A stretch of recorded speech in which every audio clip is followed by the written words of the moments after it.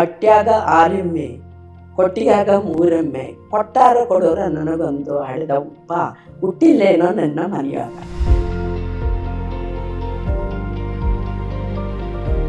ಮೊದಲು ಪತ್ರಿಕೋದ್ಯಮ ಉದ್ಯಮ ಆಗಿರ್ಲಿಲ್ಲ, ಎಲ್ಲಿವರೆಗೂ ಉದ್ಯಮ ಆಗ್ಲಿಲ್ಲ ಅದು ಎಷ್ಟು ಚೆನ್ನಾಗಿತ್ತು, ಸರ್ವಿಸ್ ಇತ್ತು, ಅದು ಉದ್ಯಮ ಆಯ್ತು.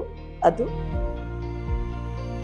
ಸಾಹಿತ್ಯದ ಆಸಕ್ತಿ, ಬರವಣಿಗೆ ಇವೆರಡರ ಬಗ್ಗೆ ಶುರುವಾದ ದಿನ ಹೆಂಗಿದ್ವು?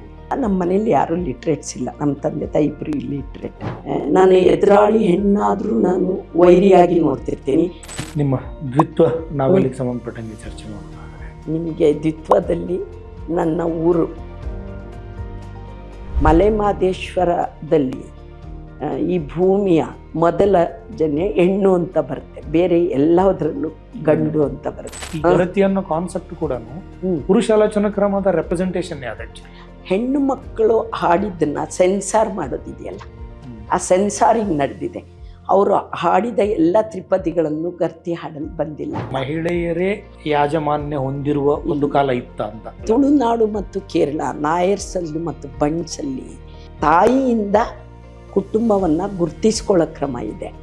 ಆದರೆ ಆಳುವ, ಉಸ್ತುವಾರಿ ವಹಿಸುವ, ಭೂಮಿಯನ್ನು ನೋಡುವ, ಹಣವನ್ನು ನಿರ್ವಹಿಸುವ ಎಲ್ಲ ಕೆಲಸಗಳು ಗಂಡು ಮಕ್ಕಳ ಥರನೇ ಇತ್ತು. ನಮ್ಮ ಶಿಕ್ಷಣ ಹೆಚ್ಚೆಚ್ಚು ಬ್ರಾಹ್ಮಣಿಕಲ್ಲಾಗಿದೆ.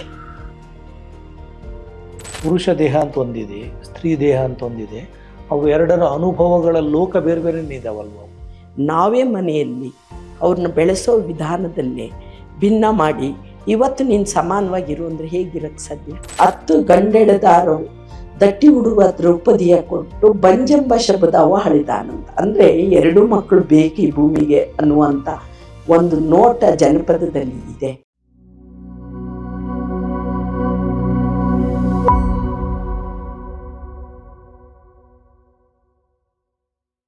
ಸ್ನೇಹಿತರೆ ನಮಸ್ಕಾರ.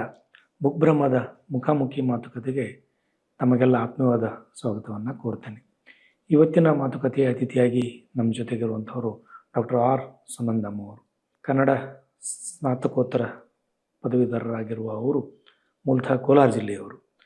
ನಂತರ 2 ದಶಕಗಳ ಕಾಲ ಮಹಿಳಾ ವಿಶ್ವವಿದ್ಯಾಲಯದಲ್ಲಿ ಅಧ್ಯಾಪಕರಾಗಿ, ರಿಜಿಸ್ಟ್ರಾರ್ ಆಗಿ ಭಾಳ ಮಹತ್ವದ ಕೆಲಸ ಮಾಡಿರುವಂಥವ್ರು. ಕವಿತೆ, ಕಾದಂಬರಿ, ವಿಮರ್ಶೆ, ಜನಪದ ಸಂಗ್ರಹ, ಹೀಗೆ ವೈವಿಧ್ಯಮಯವಾದ ಸಾಹಿತ್ಯ ಕೃಷಿ ನಡೆಸಿರುವ ಸುನಂದಮ್ಮ ಅವರನ್ನು ನಾನು ಈ ಮಾತುಕತೆಗೆ ಗೌರವದಿಂದ ಸ್ವಾಗತಿಸ್ತೇನೆ. ಮೇಡಮ್ ನಮಸ್ಕಾರ. ನಮಸ್ಕಾರ ಸರ್.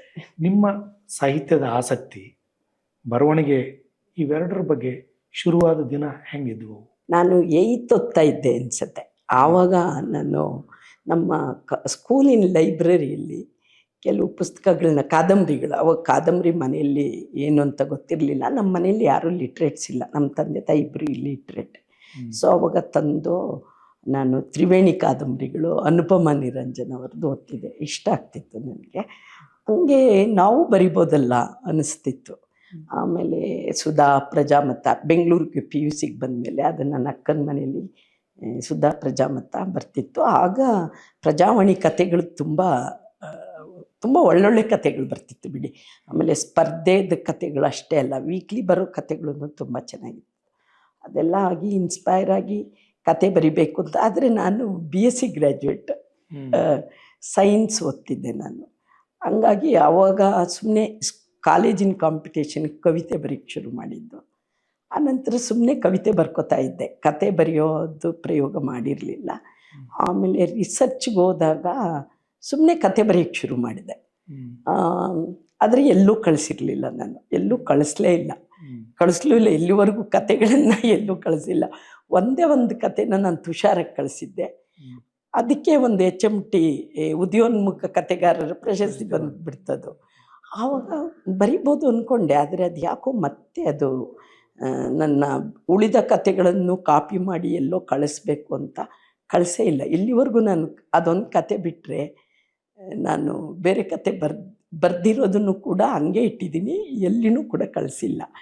ಆದರೆ ನನಗೆ ಕಾದಂಬರಿ ಬರಿಬೇಕು ಅಂತ ಆಸೆ ಆಯಿತು. ಯಾಕೆಂದರೆ ಚಿಕ್ಕ ಕ್ಯಾನ್ವಸಲ್ಲಿ ನನಗೆ ಬರೆಯೋಕ್ಕಾಗಲ್ಲ ಅನ್ನಿಸ್ತು. ಕತೆ ಪ್ರಯೋಗಗಳು ಮಾಡಿರೋದು ಬೇರೆ ಕತೆಗಳು ತುಂಬ ದೊಡ್ಡ ದೊಡ್ಡವೇ ಇದೆ, ಅದೊಂದು ಕತೆ ಮಾತ್ರ ಚಿಕ್ಕದಿದ್ದು.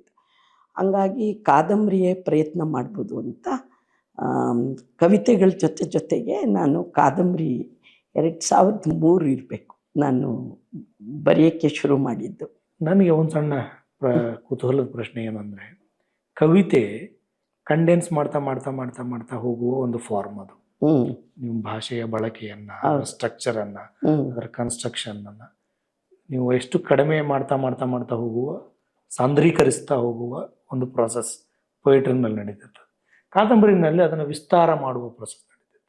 ಇವೆರಡು ಕಾಂಟ್ರಡಿಕ್ಟರಿ ಅಲ್ವಾ ಆ್ಯಕ್ಚುಲಿ? ಹೌದು, ಆ್ಯಕ್ಚುಲಿ ಅವೆರಡು ಕಾಂಟ್ರಡಿಕ್ಟರಿನೇ. ಅದಕ್ಕೆ ನಾನು ಪೊಯಿಟ್ರಿ ಸಕ್ಸಸ್ ಆಗಿಲ್ಲ ಅಂತ ನಾನು ಅಂದ್ಕೊಂಡಿದ್ದೀನಿ. ನನಗದು ಆ ಫಾರ್ಮ್ ನನಗೇನು ಅಷ್ಟು ಸೂಟ್ ಆಗುತ್ತೆ ಅಂತ ನನಗೆ ಅನಿಸಿಲ್ಲ. ನಾನು ಬರೆದಿದ್ದು ಪೊಯಿಟ್ರಿ 2 ಕವನ ಸಂಕಲನ ಬಂದಿದೆ. ತುಂಬ ನನಗೆ ಕೆಲವು ಮೆಚ್ಚಿನ ಕವಿತೆಗಳಿವೆ, ಬಿಟ್ಟರೆ ಅವೆಲ್ಲ ತುಂಬ ಖುಷಿಗೆ ಬೆಳ್ಕೊಂಡಿರೋದು ಅಷ್ಟೇ ಅನಿಸಿದೆ. ಆದರೆ ಸಕ್ಸಸ್ ಅನಿಸಿಲ್ಲ ನನಗೇನು ಕವಿತೆ ಬರೆಯೋದು. ಆದರೆ ಕಾದಂಬರಿ ನನಗೆ ಸಾಧ್ಯ ಆಗುತ್ತೆ ಅಂತ. ಆದರೆ ಅದಕ್ಕೆ ನಾನು ತುಂಬ ಮಂಥನ ಮಾಡ್ತೀನಿ. ನನಗೆ ಒಂದು ಸರಿ ಯೋಚನೆ ಮಾಡೋಕ್ಕೆ ಶುರು ಆದರೆ ವಸ್ತು ತಕ್ಷಣಕ್ಕೆ ಬರೆಯೋಕ್ಕೆ ಬರಲ್ಲ ನನಗೆ. ಮತ್ತೆ ಮತ್ತೆ ಉಣಿ ಹಾಕಿ ಅದು ಬರೆಯೋಷ್ಟೊತ್ತಿಗೆ 2003ರಿಂದ ನಾನು ಅದು ಪಬ್ಲಿಷ್ ಆಗಿದ್ದು ಫಸ್ಟು 2005 ನಂದು. ಆಮೇಲೆ ನೋಡಿ 2000 ದ್ವಿತ್ವ ಕಾದಂಬರಿ 2005 ಆದಮೇಲೆ ನಾನು ವಿಮೆನ್ಸ್ ಯೂನಿವರ್ಸಿಟಿಗೆ ಹೋಗಿದ್ದಕ್ಕೆ ಅಲ್ಲಿ ಈ ಥರ ಬರೆಯೋಕ್ಕೆಲ್ಲ ನನಗೆ ಟೈಮು ಸಾಕಾಗಲಿಲ್ಲ. ಏಕೆಂದರೆ ಅಲ್ಲಿ ಹೋದಾಗಿಂದ ನಾನು ಒಂದಲ್ಲ ಒಂದು ಆಡಳಿತಾತ್ಮಕದ ಕೆಲಸದಲ್ಲೇ ಇದ್ದೀನಿ. ನಾನು NSS ಕೋಆರ್ಡಿನೇಟ್ರ್ ಇದ್ದೆ. 13 ಜಿಲ್ಲೆಯ ಕಾಲೇಜುಗಳ NSS ಪ್ರೋಗ್ರಾಮ್ ನೋಡ್ಕೋಬೇಕಿತ್ತು. ಮತ್ತು ವಿಮೆನ್ಸ್ ಸ್ಟಡೀಸ್ಗೆ ನಾನು ಅಪಾಯಿಂಟ್ ಆಗಿದ್ದು. ಅದಕ್ಕೆ ಹೊಸ ಸಬ್ಜೆಕ್ಟ್ ಆಗಿರೋದ್ರಿಂದ ಅದನ್ನು ನಾನೇ ಓದಿ ಮಂಥನ ಮಾಡ್ಕೊಂಡು ಮಕ್ಕಳಿಗೆ ಪಾಠ ಮಾಡುವ ಒಂದು ಇದಿತ್ತು. ಸೊ ಇದರಲ್ಲಿ ನಾನು ಆ ಕಾದಂಬರಿ ಬರೆದಾದ್ಮೇಲೆ ಮತ್ತೆ ಯೂನಿವರ್ಸಿಟಿಯ ಕಾರಣಕ್ಕಾಗಿ ನಮಗೆ ಪ್ರಾಜೆಕ್ಟ್ಸ್ ಇಂಪಾರ್ಟೆಂಟ್, ಬೇರೆ ಬೇರೆ ರಿಸರ್ಚ್. ಆಮೇಲೆ ನಾನು ಸ್ವಲ್ಪ ರಿಸರ್ಚ್ ಕಡೆ ಹೊಳ್ಬಿಟ್ಟೆ, ಕಂಪ್ಲೀಟ್ಲಿ ರಿಸರ್ಚ್, ಅಕಾಡೆಮಿಕ್ ರಿಸರ್ಚ್ ಕಡೆ. ಸೊ ಹಾಗಾಗಿ ಮತ್ತೆ ನಾನು ಬರೆದಿದ್ದು ಭರತಕಲ್ಪ 2018. ಅದು ಪಬ್ಲಿಷ್ ಆಗಿದ್ದು ಇನ್ನೂ ಲೇಟು, 23. 18ರಲ್ಲಿ ನನಗೆ ಅನ್ನಿಸ್ತು ನಾನು ಬರಿಬೇಕು ಅಂತ. ಅದು ನನಗೆ ತುಂಬ ಒತ್ತಡ ಆಗಿ, ಆಡಳಿತಾತ್ಮಕ ಒತ್ತಡ ಒಂದು, ಇನ್ನೊಂದು ನಾನು ಬಹಳ ದಿನಗಳಿಂದ ಭರತನ ಬಗ್ಗೆ ಯೋಚನೆ ಮಾಡಿದ್ದೊಂದು. ಸೊ ಆಡಳಿತ ಅನುಭವ ಬರ್ತಾ ಹುಟ್ಟಕ್ಕೆ ಸಾಧ್ಯ ಆಯಿತು ಅಂತ ನಂಗೆ ಅನ್ಕೋತೀನಿ ನಾನು. ಮತ್ತು ಅದು ಕರೆಕ್ಟು ಕೂಡ. ಇಲ್ಲ ಅಂದಿದ್ರೆ ಮೊದಲೇ ಬರೆದಿದ್ರೆ ಅಷ್ಟು ಕೆಲವು ಒಳವಿವರಗಳು ನನಗೆ ಭರತನ ಆಡಳಿತದ್ದು ಬರೆಯೋಕ್ಕಾಗ್ತಿರ್ಲಿಲ್ಲ ಅನಿಸುತ್ತೆ.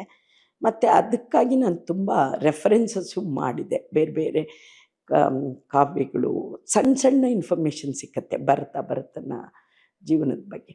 ಅದರದ್ದೆಲ್ಲ ಹುಡುಕಾಟ ಮತ್ತು ಅದರ ಭೌಗೋಳಿಕ ಪ್ರದೇಶಗಳು ಓಡಾಡಿದ್ವು, ಅದರದ್ದೆಲ್ಲ ಸ್ವಲ್ಪ ನೋಡಿ ಆದಮೇಲೆ ಒಂದು ತಿಂಗಳು ಕೂತು ಒಂದು 15 ದಿವಸ ರಜೆ ತಗೊಂಡು ಅದನ್ನು ಬರೆದೆ.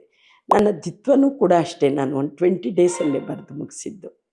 ಸೊ ನಂದು ಏನಂದರೆ ಅದು ತುಂಬ ಮನಸ್ಸಲ್ಲಿ ತುಂಬ ಅರಳ್ಕೊಂಡಿದೆ ಅಂದ ಕೂತ್ಕೋತೀನಿ ಬರೆಯೋಕ್ಕೆ.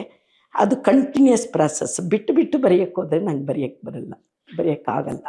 ಅಂದರೆ ಒಂದೇ ಸ್ಟ್ರೆಚಲ್ಲಿ ಬರೆದು ಮುಗಿಸ್ತೀನಿ, ಒಂದೇ ಸ್ಟ್ರೆಚಲ್ಲಿ ಬಟ್ ಬರೀಲಿಕ್ಕೆ ಶುರು ಮಾಡೋದಕ್ಕಿಂತ ಮುಂಚೆ ತುಂಬ ಟೈಮ್ ತಗೊಳ್ತೀರಿ? ತುಂಬ ಟೈಮ್ ತಗೊಳ್ತೀನಿ, ತುಂಬ ಯೋಚಿಸ್ತೀನಿ ಆ ವಿಷಯದ ಬಗ್ಗೆ, ವಸ್ತು ಬಗ್ಗೆ.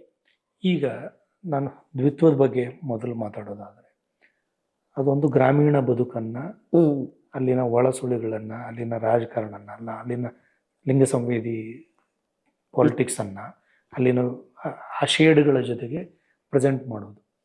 ಸೊ ಈ ಥರದ ಒಂದು ಆಲೋಚನೆ, ಇದನ್ನೊಂದು ನೀವು ಅಕಾಡೆಮಿಷಿಯನ್ ಕೂಡ ಆಗಿರೋದ್ರಿಂದ, ಅಕಾಡೆಮಿಕ್ ಬ್ಯಾಕ್ಗ್ರೌಂಡ್ ಇರೋದರಿಂದ ಇದರೊಂದು ಸೈದ್ಧಾಂತಿಕವಾದ ಟೆಕ್ಸ್ಟ್ ಆಗಿಬಿಡುವ ಅಪಾಯ ಇರ್ತದಲ್ವ? ಅದನ್ನು ಹೆಂಗೆ ತಪ್ಪಿಸ್ಕೊಳ್ಳೋದು?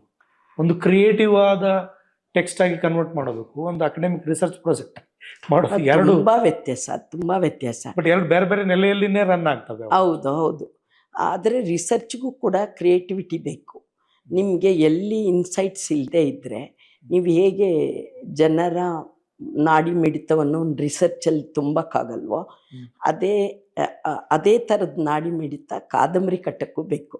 ಅಂದರೆ ನಿಮಗೆ ಜನರ ಮನಸ್ಸಿನ ಪರಕಾಯ ಪ್ರವೇಶ ಮಾಡಲಿಕ್ಕೆ ಬೇಕು, ರಿಸರ್ಚ್ಗೂ ಬೇಕು ಅದು.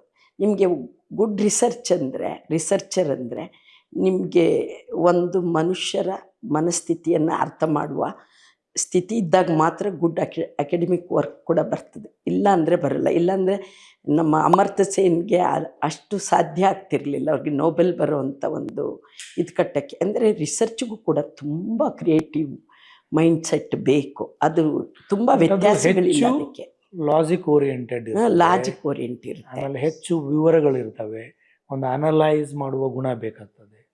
ಕಾದಂಬರಿಗೂ ಬೇಕದು, ಕಾದಂಬರಿಗೂ ಕೂಡ ಎರಡು ಡಿಫ್ರೆಂಟ್ ಡೊಮೇನ್ ಅಲ್ವಾ? ಅಷ್ಟೇ, ಬೇರೆ ಅಷ್ಟೇ. ಅವೆರಡು ಫಾರ್ಮ್ಸ್ ಬೇರೆ, ಆದರೆ ಎರಡಕ್ಕೂ ಕೂಡ ನಿಮಗೆ ಕ್ರಿಯೇಟಿವಿಟಿ ಬೇಕು. ಕ್ರಿಯೇಟಿವಿಟಿಯ ಸ್ವರೂಪದಲ್ಲೇನೆ ತುಂಬಾ ವ್ಯತ್ಯಾಸ ಇರ್ತದಲ್ವಾ? ನನಗೆ ಅದು ಅನಿಸಿಲ್ಲ ನೋಡಿ, ಅದು ಯಾಕೆ ಅನಿಸಿಲ್ಲ ನನಗೆ ಗೊತ್ತಿಲ್ಲ. ಒಂದು ನಿಜವಾದ ರಿಸರ್ಚ್ ವರ್ಕ್ ಹಿಡಿಬೇಕಾದ್ರೆ ನೋಡಿ, ಈಗ ರಿಪ್ರೊಡಕ್ಟಿವ್ ಹೆಲ್ತ್ ಬಗ್ಗೆ ನಾವು ಒಂದು ಮಾಡಿದ್ವಿ ಹೆಣ್ಮಕ್ಳದ್ದು. ನಿಮಗೆ ಹೆಣ್ಮಕ್ಳು ಯಾಕೆ ಅನಿಮಿಕ್ ಅನ್ನೋದ್ರ ನಿಮ್ಗೆ ಅರ್ಥ ಮಾಡ್ಕೊಳ್ಬೇಕಾದ್ರೆ ನಿಮ್ಗೊಂದು ಅಧ್ಯಯನದ ಬೇಕು. ಮತ್ತು ಆ ಹೆಣ್ಣು ಮಕ್ಕಳನ್ನ ಮಾತಾಡಿಸುವಾಗ ಅವ್ರ ಮುಖ, ಅವ್ರ ಬಾಡಿ ಲ್ಯಾಂಗ್ವೇಜು, ಅವ್ರ ನೋಟ, ಅವರ ಸ್ಥಿತಿ, ಇವೆಲ್ಲವನ್ನೂ ನಾನು ನೋಡಬೇಕಾಗತ್ತೆ. ರಿಸರ್ಚರ್ಗೆ ಒಂದು ಅಬ್ಸರ್ವೇಷನ್ನು ಇರಬೇಕು. ಹೇಗೆ ಕಾದಂಬರಿಕಾರ್ತಿಯರಿಗೆ ಒಂದು ಅಬ್ಸರ್ವೇಷನ್ ಬೇಕು, ಕ್ರಿಯೇಟಿವ್ ರೈಟರ್ಸ್ಗೆ, ನಾನು ಕಾದಂಬರಿಗಂತ ಮಾತ್ರ ಅಲ್ಲ, ಆ ಅಬ್ಸರ್ವೇಷನನ್ನು ರಿಸರ್ಚ್ಗೂ ತುಂಬ ಇಂಪಾರ್ಟೆಂಟ್. ಆಗ ಮಾತ್ರ ಜನರ ನಿಜವಾದ ಸ್ಥಿತಿಯನ್ನು ಸೋಷಿಯಲ್ ರಿಸರ್ಚಲ್ಲಿ ಆ್ಯಕ್ಚುಲಿ ಹಿಡಿದಿಡೋಕ್ಕಾಗತ್ತೆ, ಇಲ್ಲಾಂದರೆ ಹಿಡಿಯೋಕ್ಕಾಗೋದಿಲ್ಲ. ಓಕೆ, ನಾನು ಈ ನಿಮ್ಮ ದ್ವಿತ್ವ ನಾವೆಲ್ಲಿಗೆ ಸಂಬಂಧಪಟ್ಟಂಗೆ ಚರ್ಚೆ ಮಾಡೋದಾದರೆ, ಅದರ ಆಕೃತಿ, ಅದರ ಕಥೆಯ ಬೀಜ, ಅದು ಹುಟ್ಟಿದ್ದು ಹೆಂಗೆ? ಅದು ನನ್ನ ಹಳ್ಳಿಯಲ್ಲಿ ಬೆಳೆದಿದ್ದು. 16 ವರ್ಷದ ತನಕ ಹಳ್ಳಿಯಲ್ಲಿ ಇದ್ದೆ ನಾನು.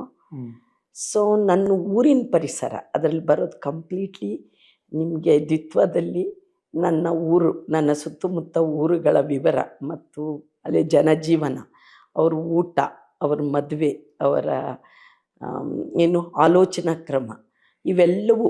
ಹಾಗಾಗಿ ನನಗೆ ಹೆಲ್ಪ್ ಮಾಡಿದ್ದು ಹೇಗೆ ಮಹಿಳಾ ಅಧ್ಯಯನ ಅಂದರೆ, ಹೆಣ್ಣು ಮಕ್ಕಳನ್ನು ಪಾತ್ರಗಳನ್ನು ತರುವಾಗ ನನ್ನ ಸ್ತ್ರೀವಾದಿ ಓದು ನನಗೆ ತುಂಬ ಹೆಲ್ಪ್ ಮಾಡಿದೆ.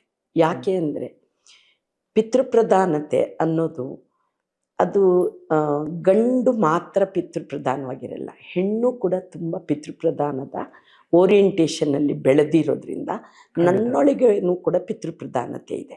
ಆ ಪಿತೃಪ್ರಧಾನತೆ ಹೆಣ್ಣುಗಳ ಒಳಗಡೆ ಹೇಗೆ ಕೆಲಸ ಮಾಡುತ್ತೆ, ಗಂಡುಗಳ ಒಳಗಡೆ ಹೇಗೆ ಮಾಡುತ್ತೆ, ಗಂಡು ಹೆಣ್ಣಿನ ಒಳಗಡೆ ಪಿತೃಪ್ರಧಾನತೆ ಮುಖಾಮುಖಿಯಾದಾಗ ಹೇಗೆ ಮಾಡುತ್ತೆ ಅನ್ನೋದನ್ನ ಅರ್ಥ ಮಾಡ್ಕೊಳ್ಳೋಕ್ಕೆ ನನಗೆ ಸ್ತ್ರೀವಾದಿ ಓದು ತುಂಬ ಹೆಲ್ಪ್ ಮಾಡಿದೆ, ಸಹಾಯಕ್ಕೆ ಬಂದಿದೆ. ಆ ಕಾರಣಕ್ಕಾಗಿಯೇ ದ್ವಿತ್ವದಲ್ಲಿ ಬರುವ ಹೆಣ್ಣು ಮಕ್ಕಳನ್ನು ನಾನು ಈ ಥರದಲ್ಲಿ ಹಿಡಿಯೋಕ್ಕಾಗಿರೋದು, ಅವ್ರ ಬೈನರೀಸ್ನ ಹಿಡಿಯೋಕ್ಕಾಗಿರೋದು. ಎಲ್ಲರ ಒಳಗಡೆನೂ ಒಂದು ದ್ವಿತ್ವ ಇರುತ್ತೆ, ಎರಡಾಗಿ ಇರುವ ಒಂದು ರೂಪಾಂತರ ಇರುತ್ತೆ. ಅದು ಬರೀ ಹೆಣ್ಣು ಮಾತ್ರ ಅಲ್ಲ, ಗಂಡಲ್ಲೂ ಮಾತ್ರ ಅಲ್ಲ. ನಾನು ಒಂದೊಂದು ಸಾರಿ ನನ್ನ ಎದುರಾಳಿ ಹೆಣ್ಣಾದರೂ ನಾನು ವೈರಿಯಾಗಿ ನೋಡ್ತಿರ್ತೀನಿ, ಅಷ್ಟೇ ಸಮಯದಲ್ಲಿ ನಾನೇ ಇನ್ನೊಂದು ಹೆಣ್ಣನ್ನು ಒಂದು ಗೆಳತಿಯಾಗೂ ನೋಡ್ತಿರ್ತೀನಿ. ಇದು ಏಕಕಾಲದಲ್ಲಿ ನಮ್ಮೊಳಗಡೆ ರೂಪ ಆಗ್ತಾನೇ ಇರುತ್ತೆ, ರೂಪಾಂತರ. ಅದು ಹೇಗಾಗತ್ತೆ ಅಂದಾಗ ಅದಕ್ಕೆ ಅನೇಕ ಸಾಮಾಜಿಕ ಕಾರಣಗಳು, ಜಾತಿ ಕಾರಣಗಳು, ಮತ್ತು ಆರ್ಥಿಕ ಕಾರಣಗಳು, ಮತ್ತು ಯಜಮಾನಿಕೆಯ ಕಾರಣಗಳು, ಇವೆಲ್ಲ ಕಾರಣ ಆಗ್ತಿರ್ತವೆ. ಸೊ ಒಂದೇ ಜಾತಿ ಒಳಗಡೆ ಇಬ್ಬರು ಹೆಣ್ಮಕ್ಳು ಒಂದೇ ಸ್ಥಿತಿಯಲ್ಲಿರಲ್ಲ. ಒಂದೇ ಮನೆಯ ಒಳಗಡೆ ಯಜಮಾನನ ಹೆಂಡತಿ ಮತ್ತು ತಮ್ಮನ ಹೆಂಡತಿ ಒಂದೇ ಸ್ಥಿತಿಯಲ್ಲಿರಲ್ಲ. ಸೊ ಇದು ನಂಗೆ ಯಾವಾಗತ್ತೆ ಅಂದರೆ ನಾವು ಪಿತೃಪ್ರಧಾನತೆಯನ್ನು ಅರ್ಥ ಮಾಡಿಕೊಂಡಾಗ, ಯಜಮಾನನ ಹೆಂಡತಿಯಾಗಿ ಅವಳು ಪಡೆಯುವ ಯಜಮಾನಿಕೆಗೂ ಅವನ ತಮ್ಮನ ಹೆಂಡತಿಯಾಗಿ ಒಬ್ಬ ಹೆಣ್ಣು ಪಡೆಯುವ ಸ್ಥಿತಿಗೂ ಅವಳ ಅಧಿಕಾರಕ್ಕೂ ತುಂಬ ವ್ಯತ್ಯಾಸ ಇರ್ತದೆ. ಈ ಅಧಿಕಾರ ನಂಗೆ ಅರ್ಥ ಮಾಡ್ಕೊಳ್ಳೋಕ್ಕೆ ಸ್ತ್ರೀವಾದಿ ಓದು ತುಂಬ ಸಹಾಯ ಮಾಡಿದೆ.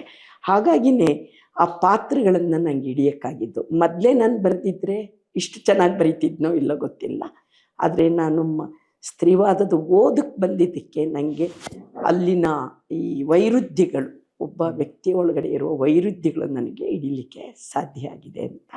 ಮತ್ತು ಅದು ಗ್ರಾಮೀಣ ಪ್ರದೇಶದ ಕಥೆಯಾಗಿರ್ಬೋದು, ಆದರೆ ನಗರದೊಳಗಡೆನೂ ಅಂಥ ಸ್ತ್ರೀಯರಿದ್ದಾರೆ, ಅಂಥ ಪುರುಷರಿದ್ದಾರೆ, ಮತ್ತು ಅಂತಹ ಬೈನರಿ ನಮ್ಮೆಲ್ಲರೊಳಗಡೆನೂ ಇದು ನನ್ನೂ ಸೇರಿದಂಗೆ ನಾವು ಒಂದೇ ರೀತಿ ಎಲ್ಲ ವ್ಯಕ್ತಿಗಳ ಜೊತೆನೂ ಸಂವಾದ ನಡೆಸ್ತಿರಲ್ಲ ಮತ್ತು ಇರಲ್ಲ.